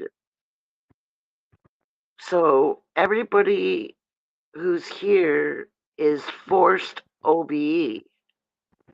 They're forced out of body. When when it's talked about here, OBE here isn't like accurately defined, um, because it leaves out the being themselves, because these avatars are part of the system. very low perception. Um, you can't really advance yourself out of it if you're going to be like human with the mind. You can't do nothing. So it's a forced OBE into here. So it's taking away from you as a being in your origin state. So everybody's in a different awareness level. Can I share my So disillusion with you? go ahead. I think that all things are a fractal nature, including us, and size is relative to being a part of that fractal nature. And we hold about as much significance in a higher or a more expanded part of the fractal uh, nature of things, that we are insignificant to them, and the same way We that should. we are, kind of dismissive of things that are beneath or on a lower um, fractal level than we are. If you got to measure fractal level, fractal nature of things in a linear sense, but it's not. To me, fractal nature goes not only spherical, but it is constant, and naturally being fractal, it's repetitive. And as you get further away from what we recognize here right now, no matter whether you want to call it a hologram or a, a plane of existence, there is an aspect on this fractal existence that has no regard to our sense of being whatsoever. It doesn't even register us as a concern, or may not even be aware of us. The same way that we, being where we are, pay little to no concern to the microscopic civilizations that may be living on our bodies or in the midst of our localized area, that are complete entire civilizations, but because we don't see them and don't interact with them in a way that's perceivable to us, they just don't matter to us. They don't concern us. And I think that goes to the micro and the macro and all stages in between. Um, when you try to escape something that you are, I don't see how it's possible to elude or even escape something that makes you tangible. That would be eluding your own existence and your own tangibility, regardless of your environment. I don't think it's a matter of escape. Our I true think it's a matter. existence Go is ahead. stolen from us.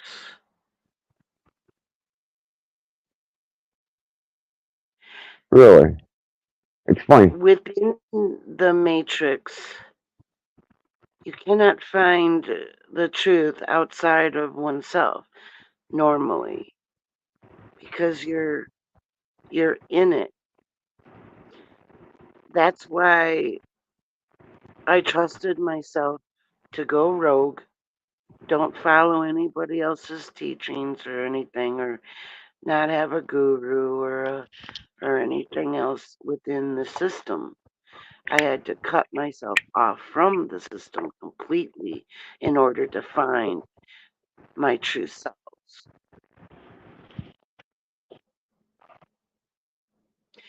You are, if, okay, spirituality,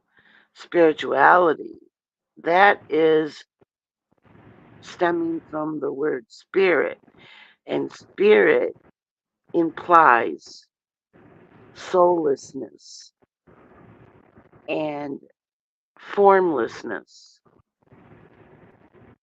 But I'm trying to relay here is it's not that. We are beings, actual, real beings. We're just not these bodies. We are not part of the system. Now, when I look at this place outside of the avatar at first, uh, it it looks like a mirage. It's not solid. Doesn't look solid to me. It's like a TV that has no borders. Get it? I understand where you're coming from. A question I do have is, what relevancy does size have to what you're calling source? Everything's small outside of this place. The beings are very small. I I said many From your beings perspective, are shared consciousness with me. The dark ones can do that as well. Okay. Um the only thing is they don't put themselves through amnesia. They know who they've been for eons. They've never been through amnesia. Get climbing back out of that amnesia and doing the alignment process, you may experience, maybe not at that time, but you may experience your true form being within it, like, you know, consciously with your true form and not with the avatar. The avatar is not even in your perception, maybe, So the what they call the subconscious is actually your higher consciousness.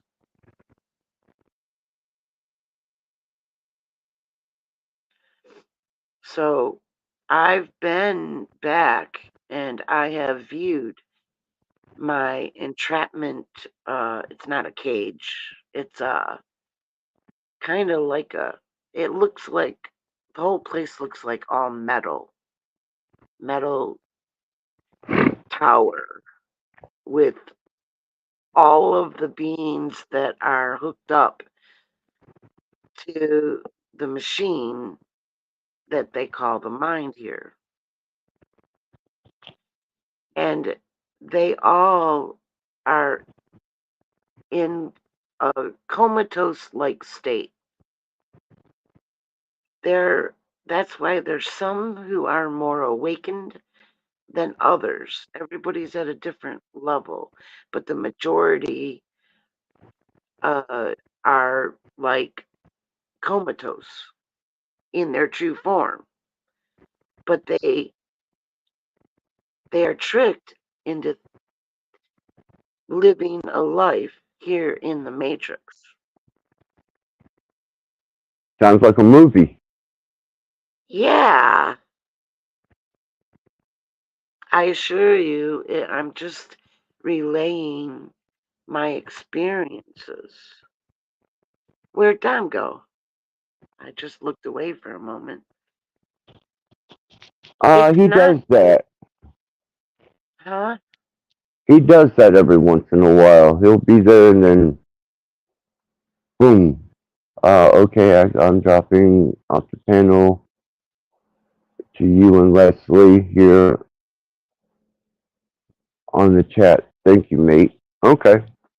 Yeah, I was going to give it about another 15, 20 minutes before I shut her down. Anyhow, I do appreciate you showing up, Dom.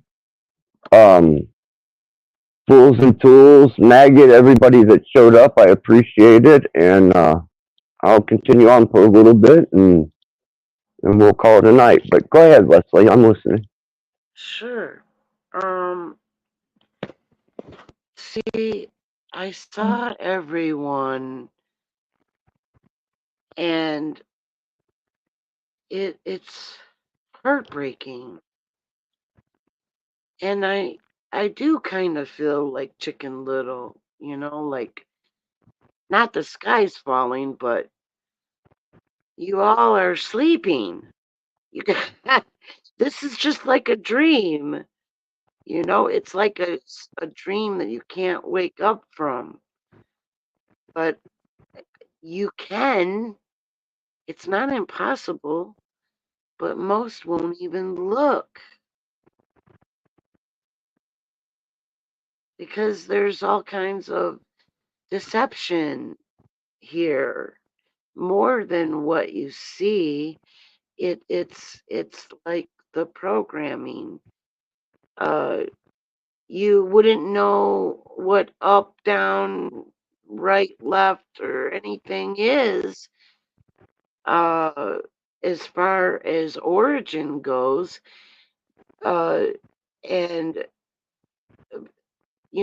these bodies, these avatars, are so enticing at times to experience. So you're going through the experience here. Some have it pretty miserable, while others are living, well, they say they're living, but it's not actually. Just like dreaming a really good dream, right? So why would they bother with trying to get down to the truth of everything? They wouldn't even know where to look or what to do. How simple is it just to trust in yourself? You know, it was really simple. And I had the attitude that nothing was going to stop me. And my first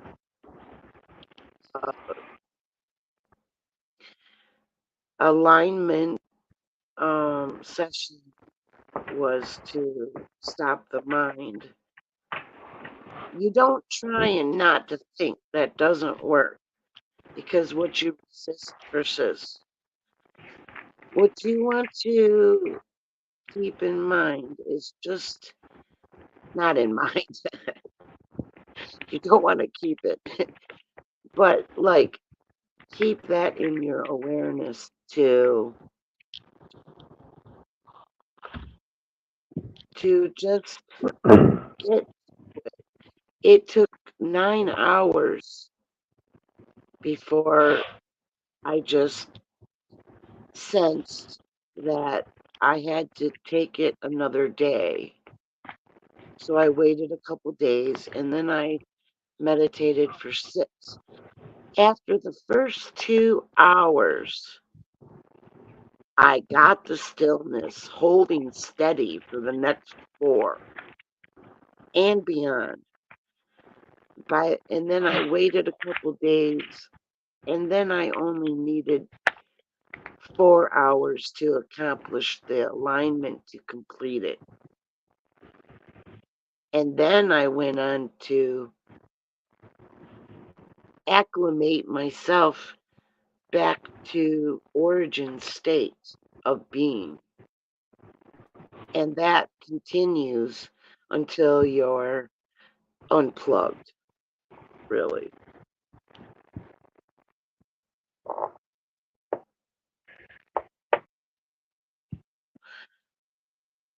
It was very shocking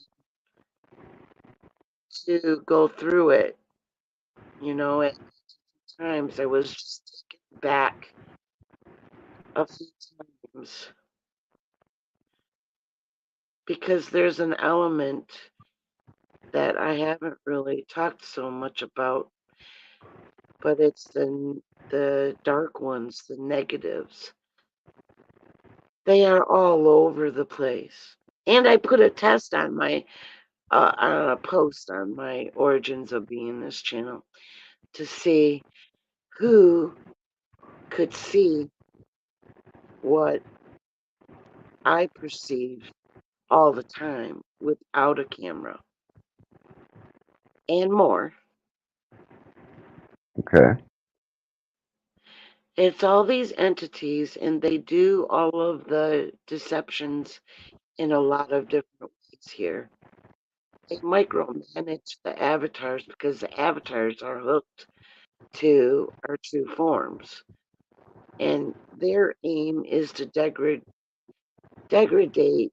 the being themselves because they are also um,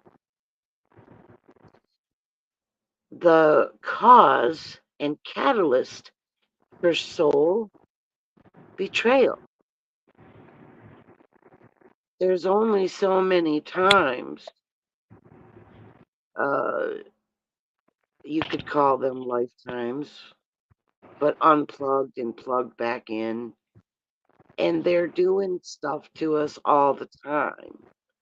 That's the micromanagement. They wield the mind. They change thoughts. It's that's what I call the programming. And they decay the form, the avatars. Without them, these avatars wouldn't change. There's a lot of stuff that's manually done in the background of it. But there's a lot more. But I know you want to close up shop. Leslie, it's been a pleasure, as usual. Your input is always appreciated. You're always welcomed as a guest. Um, you've given me some things to ponder. Uh, hopefully, everybody took a little something away from tonight's stream. I've Chat has Sure. been awesome. It's been wonderful. My guests have been absolutely magnificent. It's been for a impromptu stream. It's been very positive and enjoyable experience, and I thank you too, Leslie. You're welcome. Of course. Remember, we are all in the vibrational frequency of love itself at origin, and my wish is for that best outcome for all soul beings that are here Awesome, to feel it, right? Feel that love itself. awesome. It's within you and you and you and you, everybody. Absolutely, absolutely. You just got to breathe it in and breathe it out. Sure. Breathe. Oh, yeah. There's breathing part in there too, where you distract the mind for those 9 hours or whatever you got to do. You breathe in and then you count to six and then you exhale. And then before you're done exhaling, count to four and then inhale. Do it in a way where you're not going to hyperventilate, but uh that is the babysitter, you know. I don't call it that, but it just came to me. Intuitively led is what you go by as guidelines. You have to trust your intuition. Okay? Absolutely, Sure. absolutely. And on that, I want to let everybody know thank you for being present, and hopefully this helps somebody in the future too. Yeah. All love to everyone, and access out. Much love. Have a good night. You too.